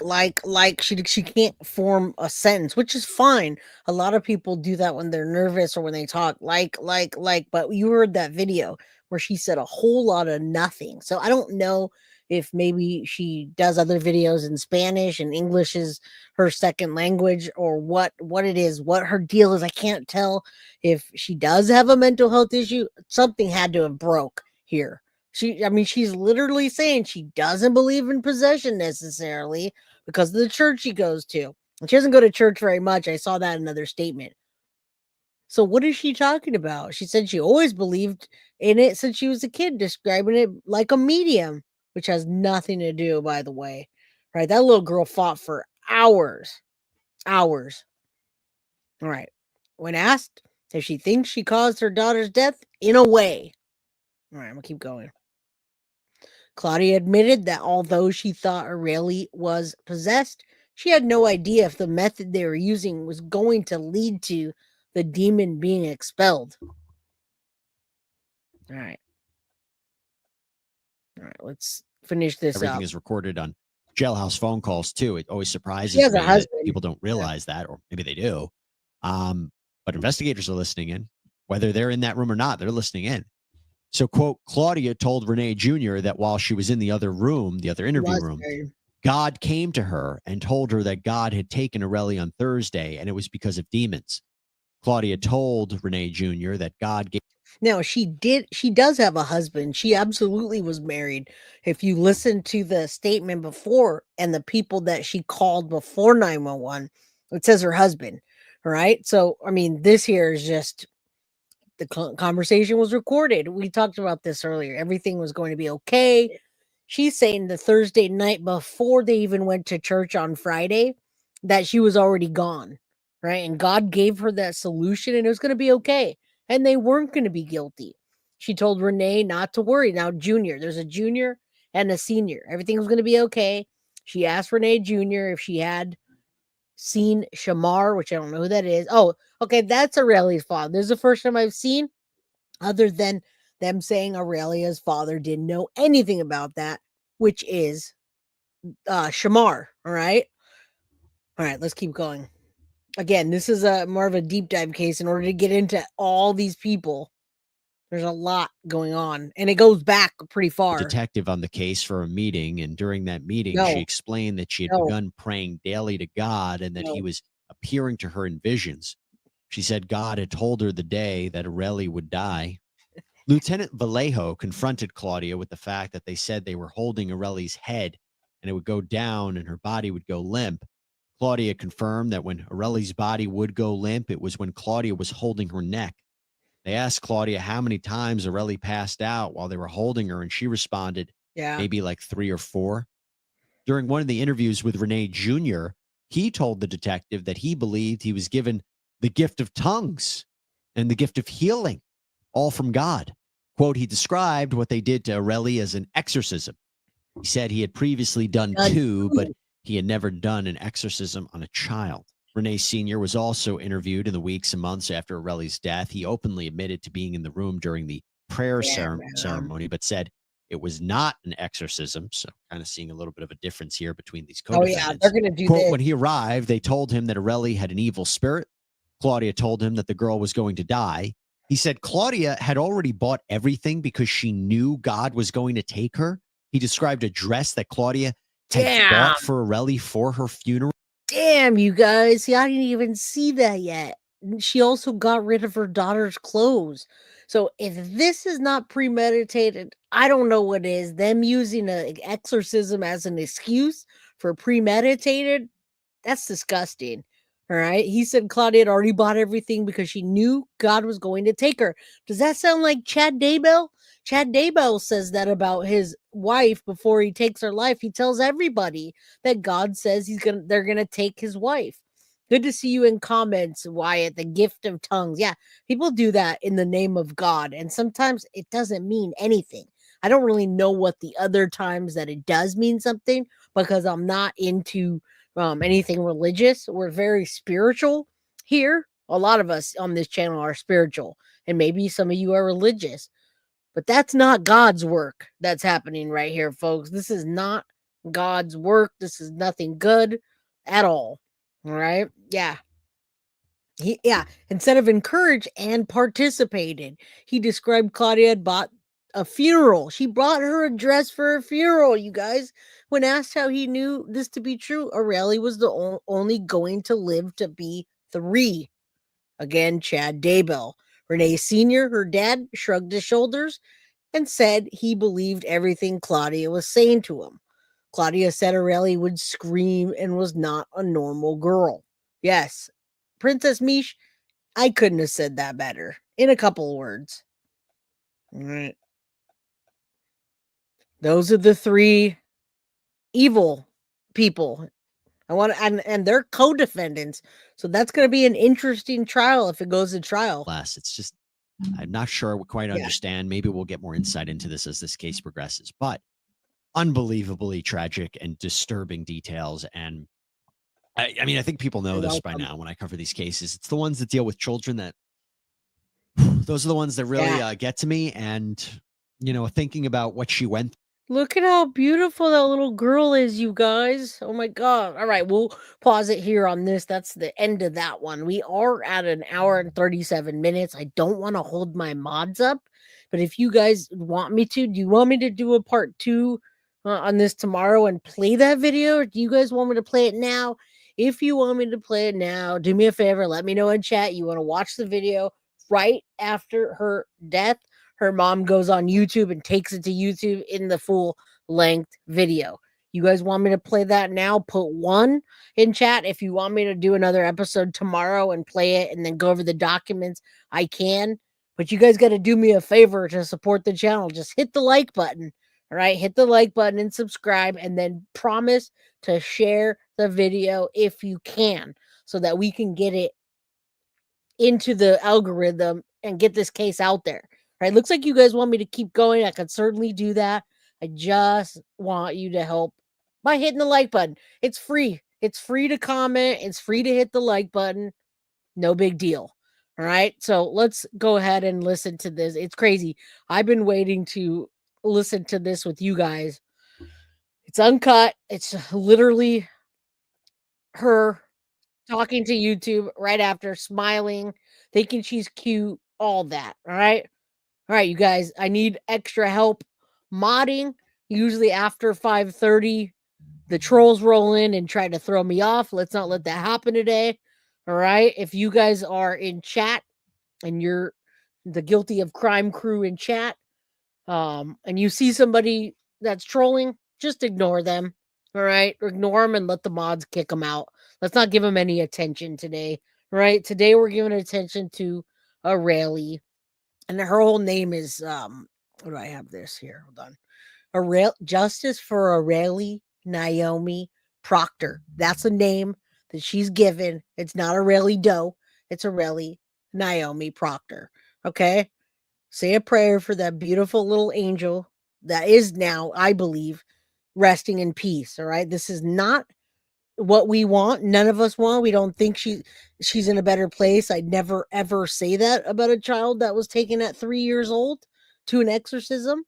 All right, there was a little boy in Michigan a long time ago. Yeah, I don't hear these cases very often. All right, Michael wants to dive. Ashton says this bee is so guilty. All right, guys, let's take this down. Love you guys. Let's go together. All right. Nat, thank you so much for the support and the 10 guilty of crime memberships. I appreciate you. All right, let's listen. This is right after she took her daughter's life. Hi guys, welcome back to my channel. Welcome back to another video. If it's your first time here, or if it's your first time watching my videos, hi. I know I say like, look, I know I say, or I use it. Oh, that scared me. I know I say, hey guys, like I use that word guys a lot, but I don't just mean guys, I mean everybody. Aww, and I'm pretty sure you guys know, but some people don't. They probably, like I've been told like, oh, never mind. No, but like, because you know how some people say y'all, hey y'all, this and that. Like I'm not used to that, so that's why I say guys. But like before I start with this video, I want to mention two things. First things first, the giveaway. So for the giveaway, I told you guys to message me on Instagram with your Zelle or Cash App. And guess who did it? Drum roll. Okay, guys. If she's not high off of something, I'd be very surprised. All right. Yeah, we'll go with this. We're gonna go with this. And Misty Free Spirit, I'm so glad you got a membership here. I love you too. You have been one of the day ones. All right, you've been one of the day ones. Immature, calm. Okay. You seem to care more about it than your precious child. Yeah. Okay. Let's go. Nobody did it. Nobody hit me up. Nobody messaged me their Cash App, their Zelle. So it is what it is. It is what it is. You know, I don't know what to tell you. No, it's not. I'm not gonna sit here and say you guys have another week. No, because I gave you guys a week, you know. And I don't know if people just have pride or just they just don't want to do it. So it is what it is, you know. Maybe next time on my next giveaway, people do message me, right? But for this week, like it's okay. But another thing that I want to tell you guys about.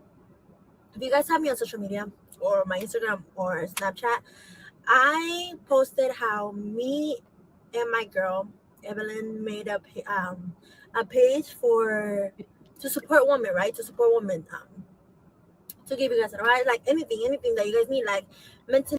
No, she's trying to do a giveaway, Carol. She's trying to do a giveaway. Yeah, she's I'd call her a silly ass clown. She actually was trying to do a giveaway. She's saying, I'm doing a giveaway. I asked for your guys' Cash Apps, Venmos, whatever. And then I'm going to take them and sort them out and do a giveaway. That's what she's trying to do to grow her channel. That's what she's talking about there. Yeah. I'd just say, hey, she's goofy, she's weird, she's high. But there's so much more to this. It's right after her daughter's life was gone at the hands of her and her brother and her father. Emotionally, like we're there, you know, we're there. And yeah, like I told you guys, I'm not gonna. I know I said I wasn't gonna tell you guys what to do, but if it's something that I know is gonna help somebody else, then yes, I'm gonna ask you to follow it. So yeah, I am. So if you guys want, you guys can follow that page. You know, I'm gonna put the name. And yeah, she did. Look at her there. It's Women United. Yeah, like I am so excited. You know, I am so excited because we have so many ideas. You know, and yeah. So if you're a woman or if you're a girl, you could follow it, and you could always hit us up. You could always. You're not a woman. We're there. We're there for you. No, you're not even there for your daughter or yourself, bitch. She's trying to do a hair off video. As you guys saw the title, I'm gonna be talking about my daughter. Okay, I'm not gonna be talking about how she passed away, but I'm gonna be talking about who she was. Okay, she took her daughter's life, and now she's not going to talk about how she passed away, but who she was. Krista, my girl, where were you? This is right down the street from me in San Jose, California. I can literally go to their hearings, their trial, if that ever happens. California, baby. This is not typical California behavior. Something's wrong with her. No, she's not crying. She doesn't even seem to care. Yeah, passed away. Yes. Yes, this was right after, like a day after. I can look at the date, but I know it's like right after. It might be even it was January 27th, 2022. I don't know when they reposted it, but it was a day or two after, because then after that, she got arrested. All right. Was like since before I got pregnant, when I got pregnant, everything. Because I want to talk about that. I want you guys to know who she was, because if she was alive, I would definitely have her in my videos, and yeah, I just want you guys to know, who she was. But because back in 2016, that's crazy. In 2016, I met her dad, right? I met her dad, and I moved with him like to a different state. Like it's just crazy. But I moved and yeah, and then about my daughter, it was good, right? It was good. And then I thought I was pregnant. I was just like, oh, I was just scared. I was like, I'm pregnant, and I was crying and everything. I was like, I'm pregnant. I can't believe it. Like, oh, right? And then I told him that I think like I'm pregnant, whatever. And then we went to I think we went to Walgreens, and we got a pregnancy test. The pregnancy test that has 2 in them, right? So we got it. We went home, and I took the test. I took the first one, and I was like, I was just like, all right, moment of truth. Like, I was so nervous. I was just nervous. I didn't know what to expect, right? Yeah, I don't think I'd be following her either, even had she not red rummed her daughter, right? I mean, there's a lot of things wrong with her, but I really, really, really, really hope that they prosecute her and charge her in the correct manner that they should. Okay. It's not against the law to be dumb. It's not against the law to talk like that. It's not against the law to say like a bunch of times, but it is against the law to take your daughter's life and torture her for hours. That's what she did. And then she filmed this video days after, and then she was arrested after that. Okay. Yeah. That daughter was so beautiful. Because I was like, I felt like I was, but I was like, I don't know, I have to make sure, but whatever, right? So I did what I had to do. We waited the minutes that we have to wait. And then it came out negative. And I was like relieved but at the same time I was so sad. I was like, but I was already excited. Even though I cried and I was scared, but I was excited, to be a mom. And so oh no, because you know what? Because when I thought I was pregnant, when I told him, we waited like a week, I think. And I was like, I was already feeling like, oh, I got cravings, this and that, right? I was just like, oh, I thought I was pregnant, but then I did the test and it came out negative. And then I told him, and I was just sad, and he was like, oh, did you want to have a baby? And I was like, yeah. So, oh my God. So then we decided to have a baby. And then, Dude, something's wrong with her, like seriously wrong with her for many reasons, but what is happening here? What is happening here? If you guys have seen this before, let me know. I know some of you guys have probably heard of this case. Woman performs exorcism, and then but they called it YouTuber performs exorcism or something like that. Social media influencer. Yeah, what in the actual hell? This is a day or two after they tortured her daughter from the Thursday to Friday, and then she died. It happened what had to happen to have a baby, right? So then I remember I wasn't feeling good. I I'm gonna be honest with you guys. I had an infection, right? I had an infection, and I was just like, no, this is not okay. Like something's going on. So we decided to go to the hospital. Yeah, think. We decided, oh no, because I had bought in some medicine for it, but it didn't work. So I was just like, no, I have to go to the doctor. So we decided to go to the hospital, right? We were at the hospital, and they were like, oh, by this time I didn't know. I didn't think I was pregnant. You know, I was just like, oh, whatever, right? So we got there, and then we were just sitting there, and they made me, you know how they make you pee in the cup to see whatever it is, right? So the nurse came in, and she was like, did you know you're pregnant? And I was just like, what? And I looked at him, and he had the biggest smile. He had the biggest smile, and I was just like, wait a minute, what? And then she's like, yeah, congratulations, whatever, right? And then she left, and we were just like so excited. Hey, you know, if it's making you angry and it helps to continue to focus on justice for Arely, please do. If it's affecting you in your mental health or anything, take a break. But yes, it is, and I really hope they use this as evidence in the trial or anything. If anybody sees this video after they know what happened and they're in the process of convicting her, they're going to use this to convict her even and with the sentencing. There's no excuse for this. None. So excited, right? And after that, we went home. On our way home, we were just so happy and just so excited, you know. I was just so happy. I was just like, oh my gosh, I'm gonna have a baby, you know, like, and I wasn't even prepared. Like, I decided to get pregnant, and I was not prepared for nothing. Like, I just wanted a baby. That's it. I was just like, I want a baby, so I'm gonna have a baby, right? So there you go. So then we went home, and then the days passed. I didn't tell nobody, okay? But I think the first one that knew that I was pregnant was his brother. Yeah, but like, what do you mean he knew or whatever? And then I didn't tell nobody. So where's your daughter now? The 4th month, but those the 4 months before I told anybody. I remember every morning I had morning sickness. Like, it was so bad. I would throw up every single morning. You know, when I was brushing my teeth, I felt it, and I was like, okay, I gotta throw up. And I remember this one time, because I used to ride with his mom to work. I was just like, I'm feeling sick. I think she didn't know by then, but I think she had an idea. And it was early in the morning. I was like, I'm feeling sick. You gotta stop. And then she stopped the car, and then I threw up. And then we went to work, right, or whatever. So after 4 months, I decided to tell my mom. I remember I called my mom, and I was like, I have to tell you something. She's like, what happened? I said, guess what? I'm pregnant. She's like, she was just like in shock, but like, I don't know how she was feeling. I don't even know what she was thinking. I do think that she was definitely disassociating, and she thought she was going to get away with it because she wasn't arrested, and she told the officers that she was performing an exorcism. When that happened, they let her go. They didn't arrest her. They took a statement and done.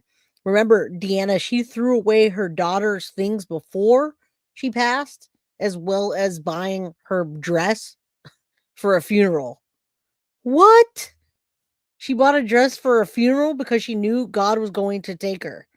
And sorry, Phyllis, prayers to you. I don't even have words for what happened to you, Phil. And I yeah, you would know better than any about this.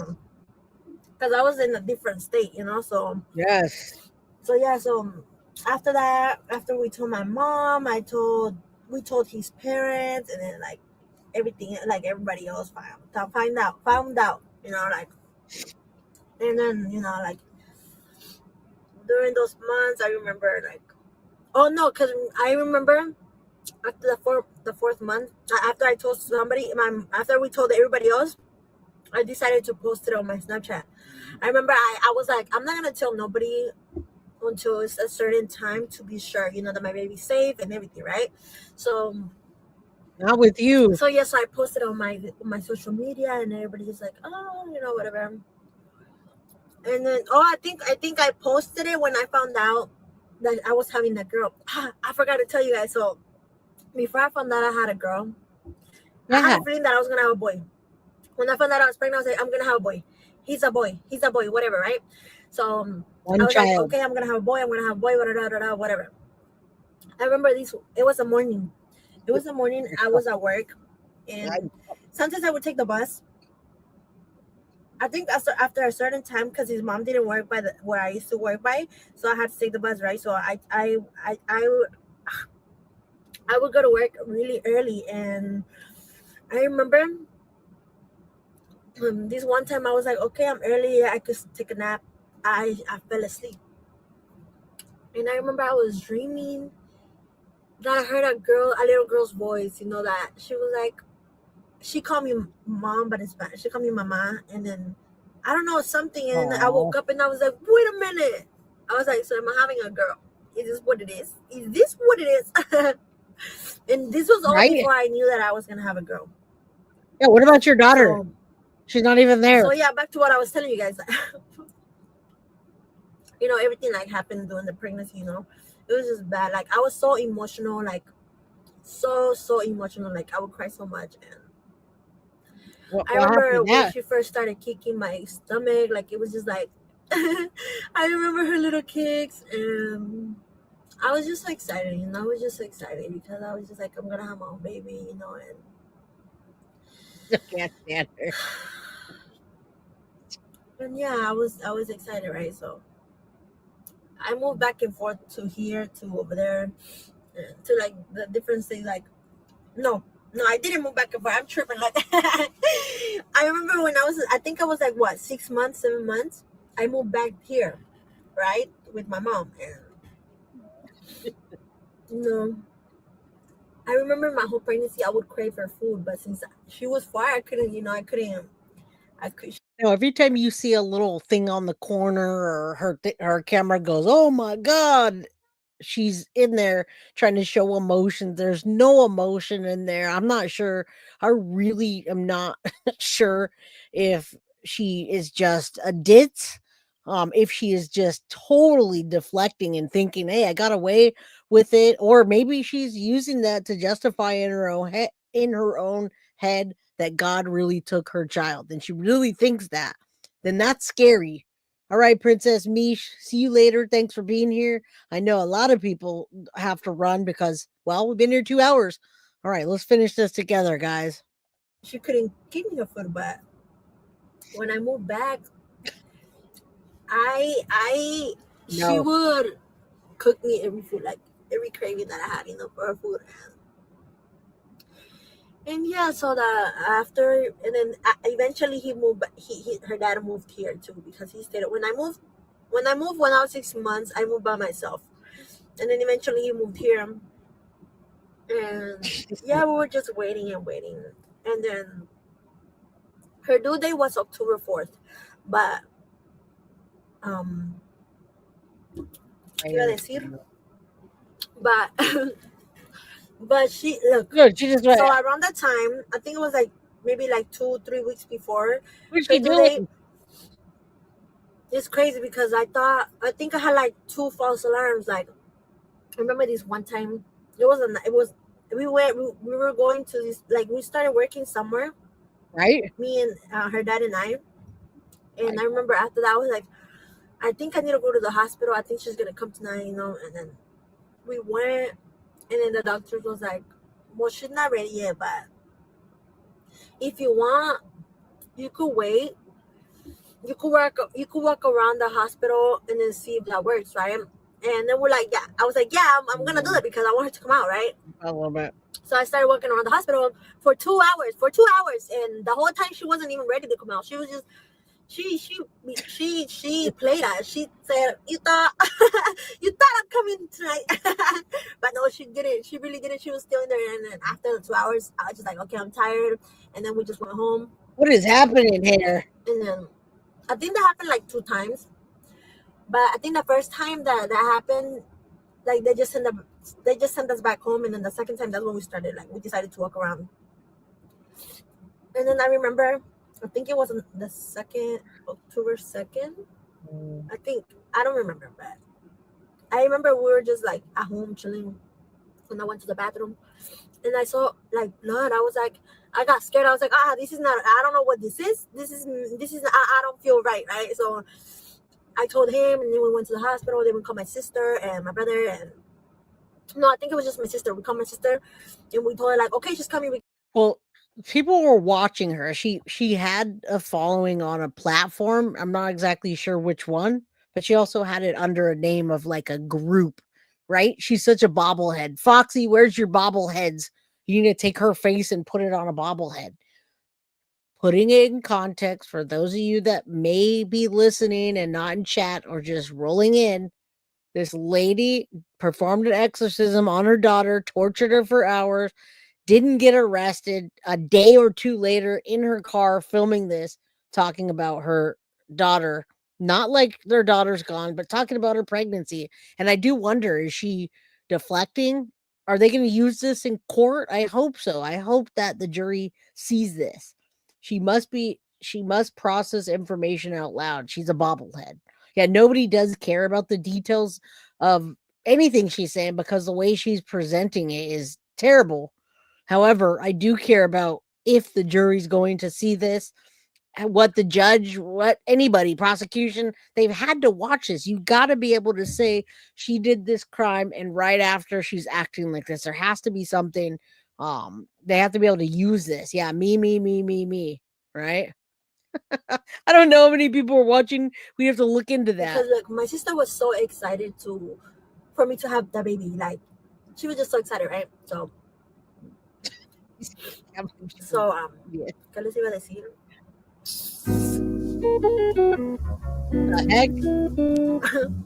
Yeah, so anyway, we got to the hospital and they put me inside the bed and they're like, okay, so all right, I'm gonna go a little bit we forward. don't want to put the what is it called? Oh, the epidural right now, right? Because it's not even 10 centimeters, whatever.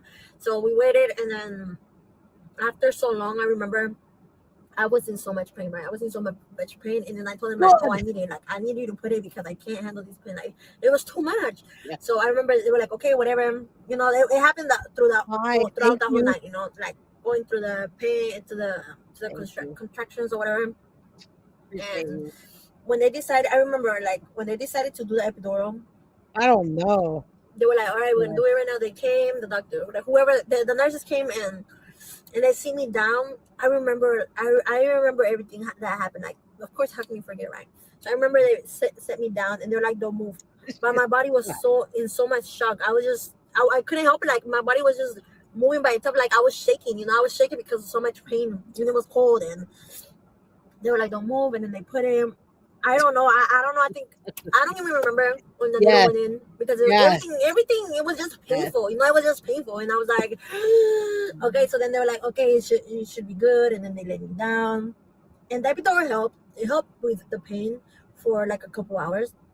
But after a certain... They should have smothered her ass while they were doing that. I'm going to go a little bit forward because I can't stand her either.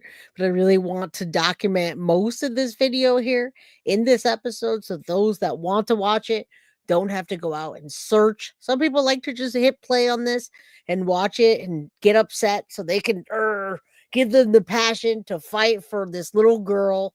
All right. Arely Naomi Proctor. Okay. She actually named this video that. She named it Arely Naomi Proctor Hernandez. If you look at the thumbnail on this video, it's a picture of her beautiful, gorgeous little angel. All right. I took the picture of that. I have it in my Google Doc. All right. Not smile because, you know, babies can't. I don't know. I guess they can't really see, but like, she would not smile. She was just serious, and then, like, she would just look around. And then I remember the first time that she smiled. Like, I just remember she was sleeping, and then she started smiling. We're like, oh, she's smiling. And yeah, she was just like, I don't know, guys, but she was just so serious. My baby was serious when she was like a newborn. But after like this is. I remember for the first 3 months, I think.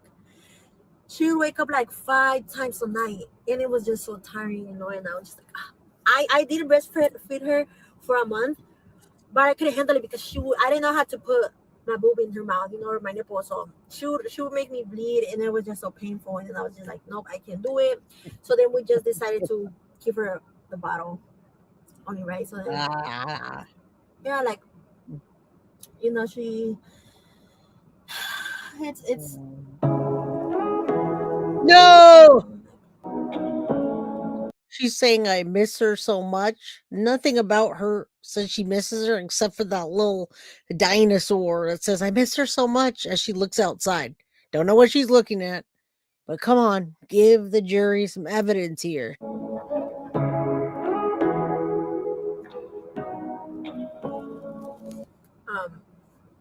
¿Qué les estaba diciendo? Yeah, so you know, the first, then she went a month, 2 months, and then all those months she was just growing and growing. And I remember when we gave her the pacifier, but after a while we stopped giving it to her because, you know, they say it messes up your teeth. So we're like, so then, yeah, so we took her off. I remember that. Oh, it was so painful because she would cry so much for her pacifier, you know. So, but we're like, no, like, anyways, like, the first year, you know, she learned how to crawl. It was like, look, when she learned how to smile, she was like, my baby was such a happy baby. You guys don't understand. Like, she was, oh, my baby. Now remember, the reason that she did this in the first place is because her baby was only happy ever. Her baby wouldn't cry or scream at night. She was only happy. There had to be a reason. She had to be possessed. That's what she's saying. I don't know what the purpose of this is. If she's just out of her mind, off her rocker at this point, she doesn't know what to do with herself. Yeah, this is why you don't do DRUGS when you're pregnant or ever, for that matter. Man, all right. Beautiful angel. Guys, say a prayer that Arely, Naomi, Proctor, Hernandez gets complete and utter justice because it hasn't happened yet. Oh, I miss her. I'm gonna cry. But yeah, the first year, you know, I think when she was 12 months, 11 months, she started to walk. I'm gonna try to post videos so that you can see her. And you're going to jail. What she looked like. And yeah, so she started walking, you know, and you know, during that time when she started, I remember when she started talking, you know, it took a while for her to learn how to talk, but she would say mommy or daddy or whatever, like she would just say that. But I remember when she started learning more and more, because look, since she was in my stomach and since she was a newborn, I was always tell her that I loved her. And I made sure to tell her that I loved her, you know, and just make sure to show her so much love. Yeah, and she told you that she loved you while you were asphyxiating her and breaking blood vessels in her face. And a whole bunch more. Trying to open her mouth, sticking your hands in there, grabbing her by the neck, grabbing her by the back and the legs. Oh, man. Yeah, so when she learned to talk more, she would she learned to say I love you, right? She learned to say I love you, but it wasn't until she understood more, when she grew more, that she started saying I love you. You know, I think that what we can do under the Mystic Moon, the biggest thing we could do, number one, is to spread awareness about these cases. So that's the first thing that we could do while we're just sitting here, or while you guys are cooking, or while you're on your social media, posting things on your, social media. Make sure you spread awareness about all of these cases. Number one. Number two, see something, say something, do something. If you see something like this, or you hear a mom offer rock, or something's going on, call it in. It can't hurt, right? Yeah, I don't know. I don't think so. I do not think so. Like, to me, so much, like, look, the last year that I had her, she would tell me I love you so many times. So many times she would just tell me I love you. And you know what, before I continue that, I remember when she was like, I don't know how old is she, I think she was like 2 when her hair finally started growing, because when she was like a baby, her first year, she was so bald. Because when she was a newborn, she had a lot of hair, but then her hair, I don't know what happened to her hair, but she was so bald and she had a little hair. But when she was like 2, I think, yeah, her hair started growing, and then when she turned 3, her hair was so curly and just so puffy. But yeah, so like I was telling you guys, like, like when she started to learn more, my baby was such a sweet baby. Like, I don't think I've met a baby like her. And I'm not saying that because she was my daughter, but because my baby was so sweet. She was so sweet. Like, she would tell me, I love you so many times during the day. She would tell me, te amo, te amo. You know, like, There it is. Te amo. she's like, te amo, mom. Te amo. You know, and that's what she told her when she was dying. I would always tell her, you know, and she would always ask me, she would appreciate. I don't know when she would come up to me, she's like, hug. You know, she would just ask me for hugs, and she was such a helpful baby too. Like, when she would see me cook, she would be like, baby, cook. You know, she would ask me to cook, to help cook with with the cooking. You got it? When she was doing cleaning, she would ask me for help. She would ask me to help. She would tell me to. she would ask me to allow her to help me. Yeah, you know.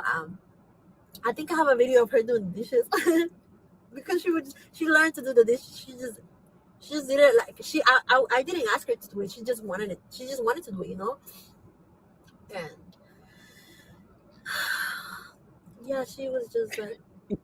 Every time she would want to help, you know, I remember she would love in the morning because she would sleep with me, you know, since she was a baby, she would sleep with me. So every morning when, like I told you, like when she started talking more, she would be like, morning, son. She would say, morning, son, and then what happened? So, like, she was such a happy baby. You know, she loved her friends. Like, when I don't know, she's just like, she just had so much love to give to others. You know, she was just a happy baby. You know, now it's hitting her, huh? And it's like, it's so hard now, you know, because going from having her every day to not having her at all, you know, you did that. It's so hard, you know, like everywhere. It's always something that reminds me of her, you know. I remember when we would go to the store, she would always want to come with me. But, you know, even when I had to go to work, she wouldn't want me to go to work. She would want me to stay with her, you know, but like I had to go. But the thing is, like, I was so blessed to have, like, I was so blessed with her dad because he would help me so much, you know, like I was able to, if I wanted. So no, she wasn't with the biological dad. She has a husband they talk about. And what's up? She's Crafty. Nice name. You didn't get a notification? I'm sorry about that. Please do hit all notification bell. And on Eastern time, we're on every day at 7 p.m. Eastern. All right. We go from about 7 to 9 p.m. Eastern, 4 p.m. Pacific, 7 p.m. Eastern, and on. Thank you. Thank you for being here. I don't know where the husband is. I don't know if this is her way of grieving. I don't know what this is, but it's going to be used as evidence, lady. Monster. I was able to go out, you know, because he would help me, you know. And there's a dad. He's such a good dad. That's a dad. You know, like he loved her. Like it's a lot, but you know, it's hard. It's hard because it's just a lot. You know, when I think back and I look back at everything, it's hard, you know, and to think that I'm not gonna see her grow up, you know, like how I thought that I was gonna see her grow up, you know, like you did that. But you know, it's okay.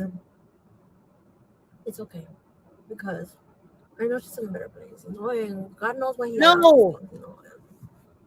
I know everybody wants to know what happened to her, like the cause of her death, and I will talk to you guys about it. You know, I will, but when I'm ready. Oh, it's gonna be it's just when hard. you get arrested Because I don't know. It's a lot. Stop playing the music. No. Doing that, not cute. You know, because I cannot change what is. You know, it is what it is. So there it is, guys. It is what it is. I've learned to think positive, you know, because it's many reasons why God took her, you know, and I sit here and I think like, oh, what if something would have happened to her, you know, what if she would have had like a sickness or like what if something would have happened to her, or, like I don't know, it's a lot, you know, and at the same time, like yes, I was gonna say that Past tense, I past don't know, tense, past tense. Like I told you guys, like I can see here being negative, but as like and be negative, like, oh, not being negative, but like be sad about that whole situation that she passed away. But it's like there's no point, you know, because it is what it is. It is what it is, you know. It's She's not here is with what me, it it is. is what it is, No. you know. No, no. And it's like, what's the point? You know, I'm just gonna be putting myself down. Yeah, And put there's no yourself point down. for me to do that. Yeah. You know, like I cannot change the past. She can't change the past, which was only a couple days ago, and she had so many hours to think about what she was doing, all the way on the drive on the night before, 4 hours until her dad got there. Yes, it was an exorcism here. You should go back. We are at 2 hours and 15 minutes. I think we presented many sides of the case, 7 different ways from Sunday, like I always do. Craziness, crazy.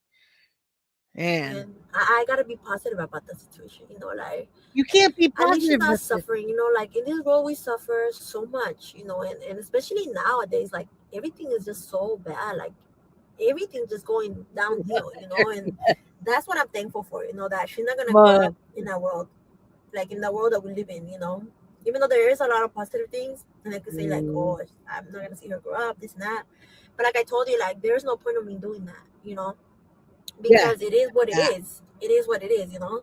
So jury, I hope the jury says that. Like of course, when I think about her, you know, I get sad and I cry and I miss her. Of course, I miss her every day, every second of the day, you know. And you know what? I'm gonna tell you guys a little bit. Like I remember after she passed away, it's crazy, you know. Because when she passed away, she was with me. You know, of course, I'm her mom. Why would she not be with me? There it is. But it's crazy how it's just a lot, you know. It's a lot, but a lot of people around me, like I don't know how to tell you guys. Just tell us what happened. You know, it's crazy. You know, it's crazy what you see, like how I see like people that were close to me, you know, and they can say they care about my daughter, but like if you really care about my daughter, you would check up on her, you know, when she was alive. You would post her when she was alive. You know what I mean? But all of a sudden she passed away and you're over here doing all these extra things for what? You know, saying that this and that, like no. You know, and I don't know. It's just people, I don't know. People move how they want to move, you know, and people can think what they want to think, you know. And if you know what happened to my daughter, then you know. But if you don't know, then you don't know, you know. And the thing is, like, if you weren't there when she passed away, then whatever you want to believe or whatever you want to think that happened is not valid because you were not there. It's not the reality of how things happen. You know, like I was there, I know what happened to her, you know. And one thing I'm not gonna do is lie about how she passed away. When I tell you guys how she passed away, and the people that know, I've been 100% honest. You know, I've been real because why would I sit here and lie about how she passed away? You know, and that's something that gets to me because it's like people weren't even there, but they want to be out here saying this and that because of how the situation looks. But if you weren't there, then you don't know. You know, and that's why what people say, or if you've heard something about what happened to my daughter, if it doesn't come from me, then it's not valid because you were not there. You were not there, you know. And the jury's definitely going to be watching this all the way through, every second, every minute, the whole thing. My goodness, man. She's getting there. I think she might be getting there. I'm not sure. But she's working her way over there, Marcy. Yeah, there were several family members. There was 3 people involved, her brother, and her father. All right. So yeah, all 3. Smash that like button. Thank you, Carly. Yeah, like so many people are like, I don't know. It's just like it does get to me because they will see this. They will see this. I don't know. You don't really know a person until you're at a situation where, like a situation like mine. You know what I mean? Like I know who was real and I know whose love was real, you know, and genuine, you know. And people could say, like I said, people could say and people could talk, but at the end of the day, I know what happened. God knows what happened, and the people that were there when she passed away knows what happened. You know what I mean? So whatever people want to be out here saying this and that, like it does not matter. Okay, it doesn't matter. It doesn't matter because you were not there, you know. And I don't care. Like I don't care. Like you cannot come to me. Oh, this is going to be received by the jury. It's going to be received well for them to be presented as evidence, because this is evidence that she did this days earlier. She says it is what it is, and many statements talking about her in the past tense, laughing, the things that she's saying. It's going to be received well by evidence, but I hope it's not received in a way that we're kind of receiving it and saying, "Oh, she's high, but she also looks like she's crazy, definitely mental illness." I do not want the jury to think that she is so mentally ill that she did this without understanding the repercussions after bringing 2 other people in, having hours and hours to think twice about it, choking her several times, bringing her back to conscious, all the things, and then this, right? So this is evidence. I hope they don't see it as evidence of her mental capacity, because in the way I'm seeing it, her mental capacity was just fine all throughout, right? And she's deflecting, and she thinks she's not going to be arrested. So she's trying to show this off into her media presence that she has, as they don't know what happened. She's out, she's talking, she's good. Her daughter's in a better place. End of story. Don't ask her about it. That's what she's saying. Trying to tell me this and that. Like, no, because like I said, you were not there. And a lot of people turned on me because after my daughter passed away. A lot of people thought like a lot of things because after my daughter passed away, because of how the situation looked. But like I said, if you weren't there, if you don't know what happened, then whatever you want to be out here saying, whatever you want to be out here making people believe, then that's really on you. And the thing is, like, I don't worry too much about that because God knows the truth, and the truth always comes out. It always comes out. And people want to be out here like, look, well, I understand. One thing is saying what you think it is, but another thing is out here making people, is being out here making people believe what is not, like trying to turn them against me. Like, and what is that? No, but I care about her, about the baby. That's why I'm saying, like, no, because you're moving how you're moving and you're feeling how you're feeling, but it is what it is. And I always say that, and yeah, like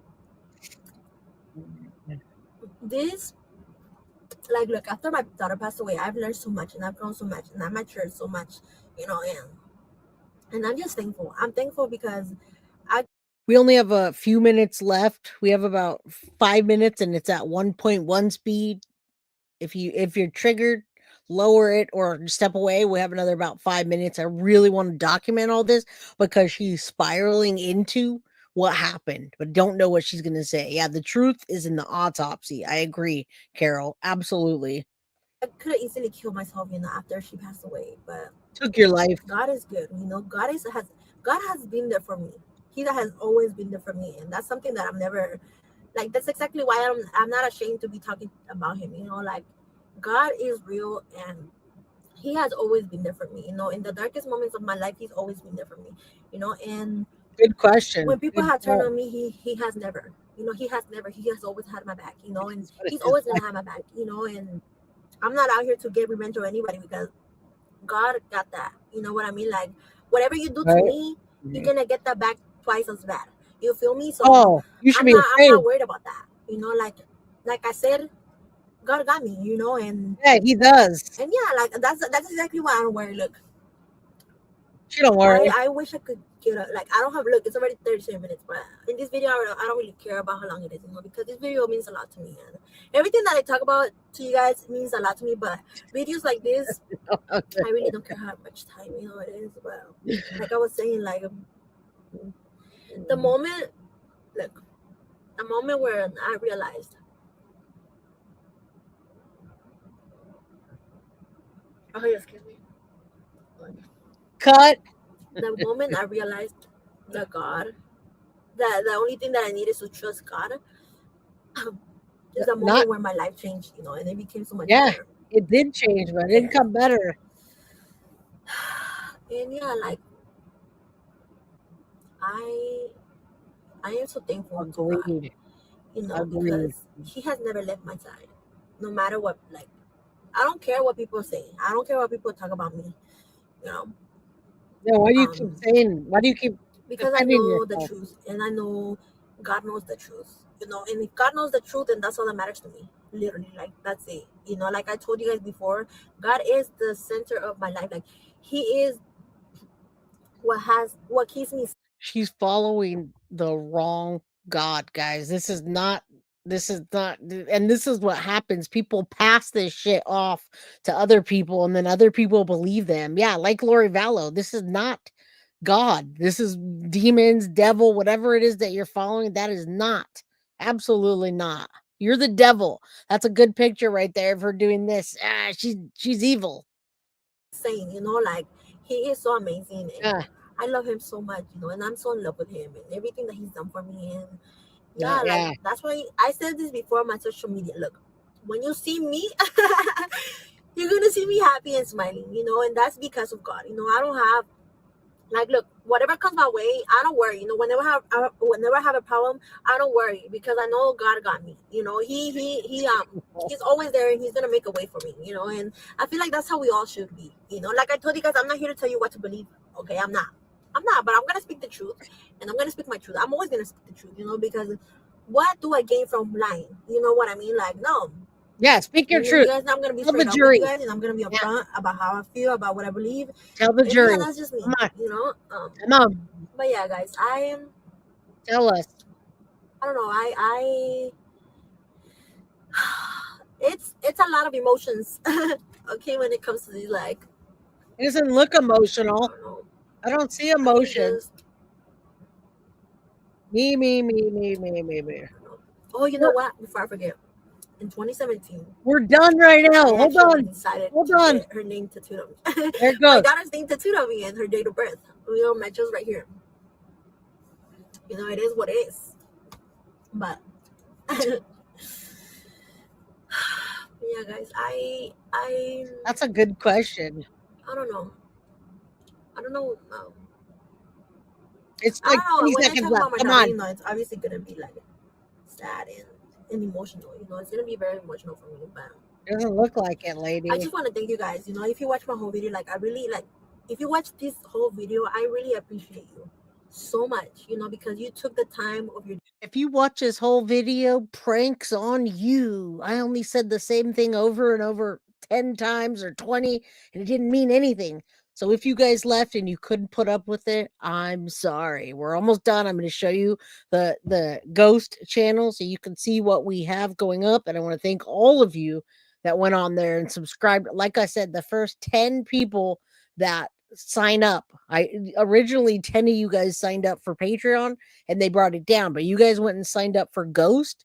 So the first 10 paid memberships, you guys are going to win something. So I'll show you that. And then after I load the rest of the documents on there, I hope that you guys consider changing the membership from free to the next one up for those of you that already did. Right on Patreon. Let's finish this up, guys. For documentation, it's only got like another 40 seconds day to watch my video, you know, and yes, I want you guys to remember. Look, I want you guys to remember that if you're going through something that's dark, something that's really painful, it's gonna be okay. Okay, it's gonna be okay. I remember when I was after my daughter passed away, and I was in that depression, like I was just like it was just bad, you know, but I knew that it was going to be okay. And that's what kept me going, you know. And I think you should always tell yourself and remember that it's going to be okay.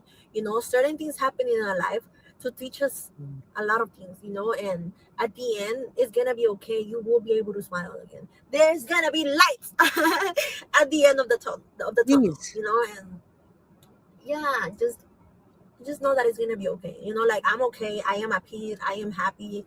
And it's all like, for me, the reason why I feel how I feel is God, you know, and I'm always gonna say that, you know, and I'm never gonna be ashamed of talking about God. Like, no, if you don't want to talk to me, if you don't want to be in my life because of it, that's fine. You know what I mean? That's fine. Like, we just want to go to jail. At my darkest moment, I was alone. You know, so what makes you think I need you? Like, no. I always say like the only one that I need is God. You know, and I know He's never gonna leave my side, and that's all that matters to me. You feel me? So. Yeah, I want you guys to remember, like, it's going to be okay and you're going to be able to smile again, you know? And yeah, I just want to say that I appreciate each one of you who watch my videos, you know, who take the time out of your day, like I was saying, you know. All right, Thank you, because she's gonna say the same thing over and over and over. So we're done with that. We want to see justice for this angel Arely Naomi Proctor. Okay, Lynn from Vermont still here. Thank you so much, my friend. Good to see you always. Yeah, her attorney's gonna shit a brick. Like many other people that do shit like that. All right, guys, she has not gotten away with anything. In that video, she thinks she did. And surprise, she didn't get away with anything. She's still sitting there in jail, not even in prison, nothing yet. It hasn't happened. And that's why, especially why I want to follow the case. Now, California is it's a much different, it's a much different system than a lot of places. It's definitely not like Florida, where everything's transparent and you can get everything. They have the death penalty, but they don't use it very often.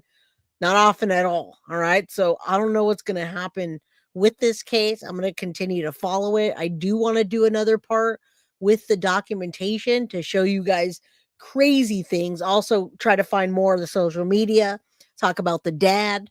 Okay. So let me just tell you real quick. Thank you, Cynthia Nicole Adams. Let me tell you again, justice for baby Arely. Now, this case, you guys know it's very triggering, and there's a lot of things in this case that are hard to swallow. They're hard to look at. They're hard to see. Now, when I put this case up, let's pretend like I still had Patreon. The new Ghost account is a free membership. All right. You're going to get free information like Patreon. And then there's going to be documents, pictures, autopsies, lots of different things on the Ghost platform for you for the paid members. Okay. Now, the reason I'm doing Ghost is because my original Patreon account got taken down for content that I had put on. It was a shooting, like a mass shooting, and I had the video, I had the case, and then I had the video on the shooting, and somebody, and I know who it is, but we're not going to go there. They reported it like 2 months ago, and all of you that signed up, took your time, were invested in the site, it got taken down. All right. I didn't realize, and I linked it to another account. I signed up again, and it got taken down, but the people that got it taken down created a video about it getting taken down even before I had woke up that day to see that it got taken down. So we're not going to do that with Ghost, because Ghost is an open source platform that I pay for to put anything that I want up, anything that you guys want to see up as users. It's not edited like YouTube, all right? It's not edited like Patreon. So I'm going to do like what Gavin Fish does on the fish tank, but we're not going to be fish. We're going to be piranhas. It's going to be a piranha tank, and trigger warning, because I'm going to put up whatever I want to put up, right? And it's going to stay up. So there you go. That's a Ghost account. I'm going to show it to you real quick. Psychic Amelia, good to see you, my friend. Thank you, Tracy. I appreciate you. As it populates, there's going to be a lot more, because I have to get it back to the Patreon account that I had before. I have to put the same thing in there. Father and brother, all three in jail. Justice for Arely. Absolutely. Hit the like button. Subscribe if you haven't. Get a membership if you can. And then share the video. All right, let's pull this down. I'm going to show you real quick. Everybody's helping. Synth, Tiff, everybody's helping to populate this new platform. I'm just going to show you the behind the scenes real quick of it and what we're doing. And yeah, a lot of this stuff just can't go up on Patreon, because I don't want to even put all this energy and then it get taken down again. All right. There's no point in doing that. I'm not going to waste my energy. Good night, whoever's leaving. Love you guys. Have a safe night. But here we go. So here was my first post. I did and this gives you a good idea. I did the Jack, still missing Jack and Lily Sullivan. Now, I presented this case yesterday. I put this collage together of all the children. You can't find many pictures of the children just out there. So I put a collage. You can see the pictures. All right. You can see my thoughts. I put the group up so you can go subscribe to the missing group. I put all the details down. I put information of what's happening, of the timeline in the case, all kinds of things, more pictures. All right. Then there's a member discussion where you guys can talk. There's going to be spots in this on this page where you could download PDFs, download documents. If there's autopsy reports available, we'll do that. For adults, right? We're not gonna try to do that, but with the John Benet Ramsey case, I put a link up to her autopsy because it's available online. I'm just gonna point you guys to wherever you want to go. No, technically it is a website. If you know what Patreon is, then you know what Ghost is. It's part of my channel. It's not replacing anything. All right. It's only a separate cost if you want it to be. If you don't, then it's not. All right. So the only way you get signed up is you go to HTT or you go to guiltyofcrime.ghost and just sign up for it. It's a free membership. Again, if you weren't on my Patreon, then you won't need to worry about this. If you were, go sign up. All right. I don't sell pictures of children. I don't sell pictures of Maddie.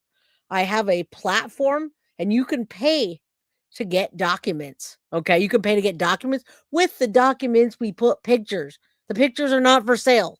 Okay. Just let's clear that up. You're very welcome, Psychic Amelia. So you sign up.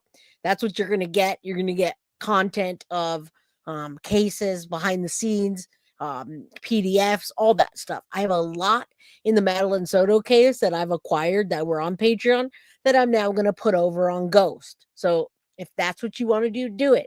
If you don't, don't. And if you want to go back and tell whoever, which I went and saw when I was reporting on a video, and I saw one of my crime crew members run back to a platform and tell them, Jay just signed up for Ghost. And they gave the link.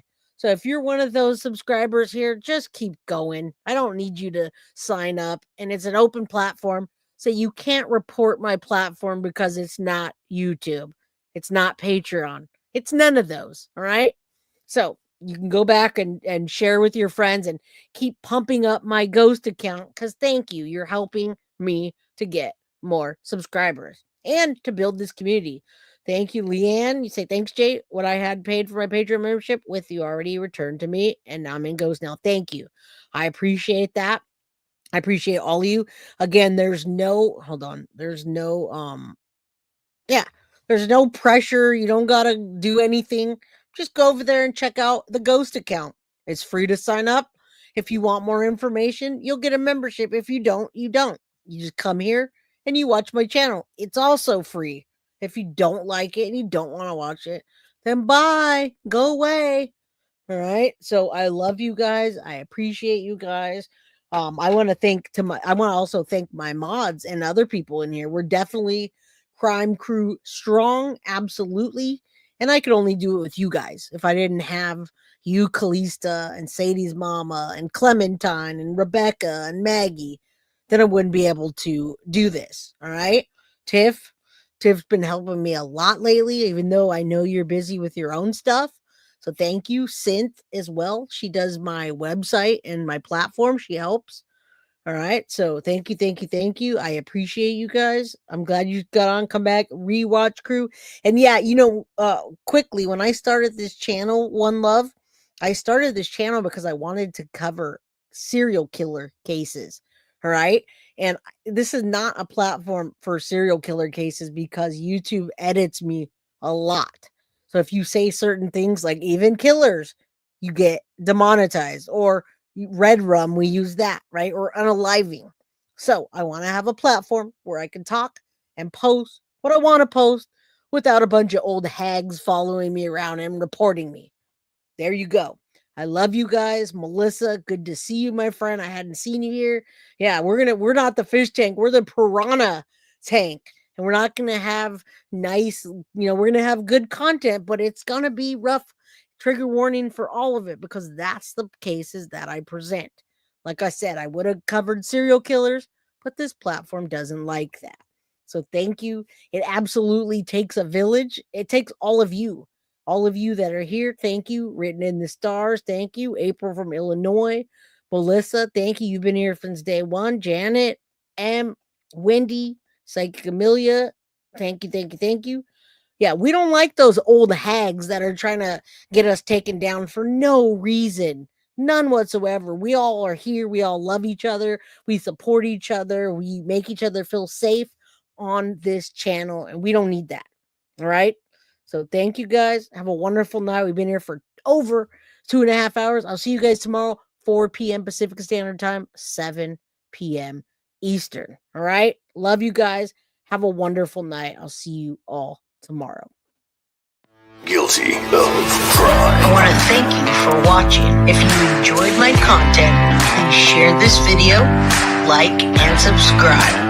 You can also follow me over at Facebook, Instagram, TikTok, X, or Gmail. If you'd like to donate to my channel, you can use Cash App or Venmo or PayPal. Thank you very much in advance.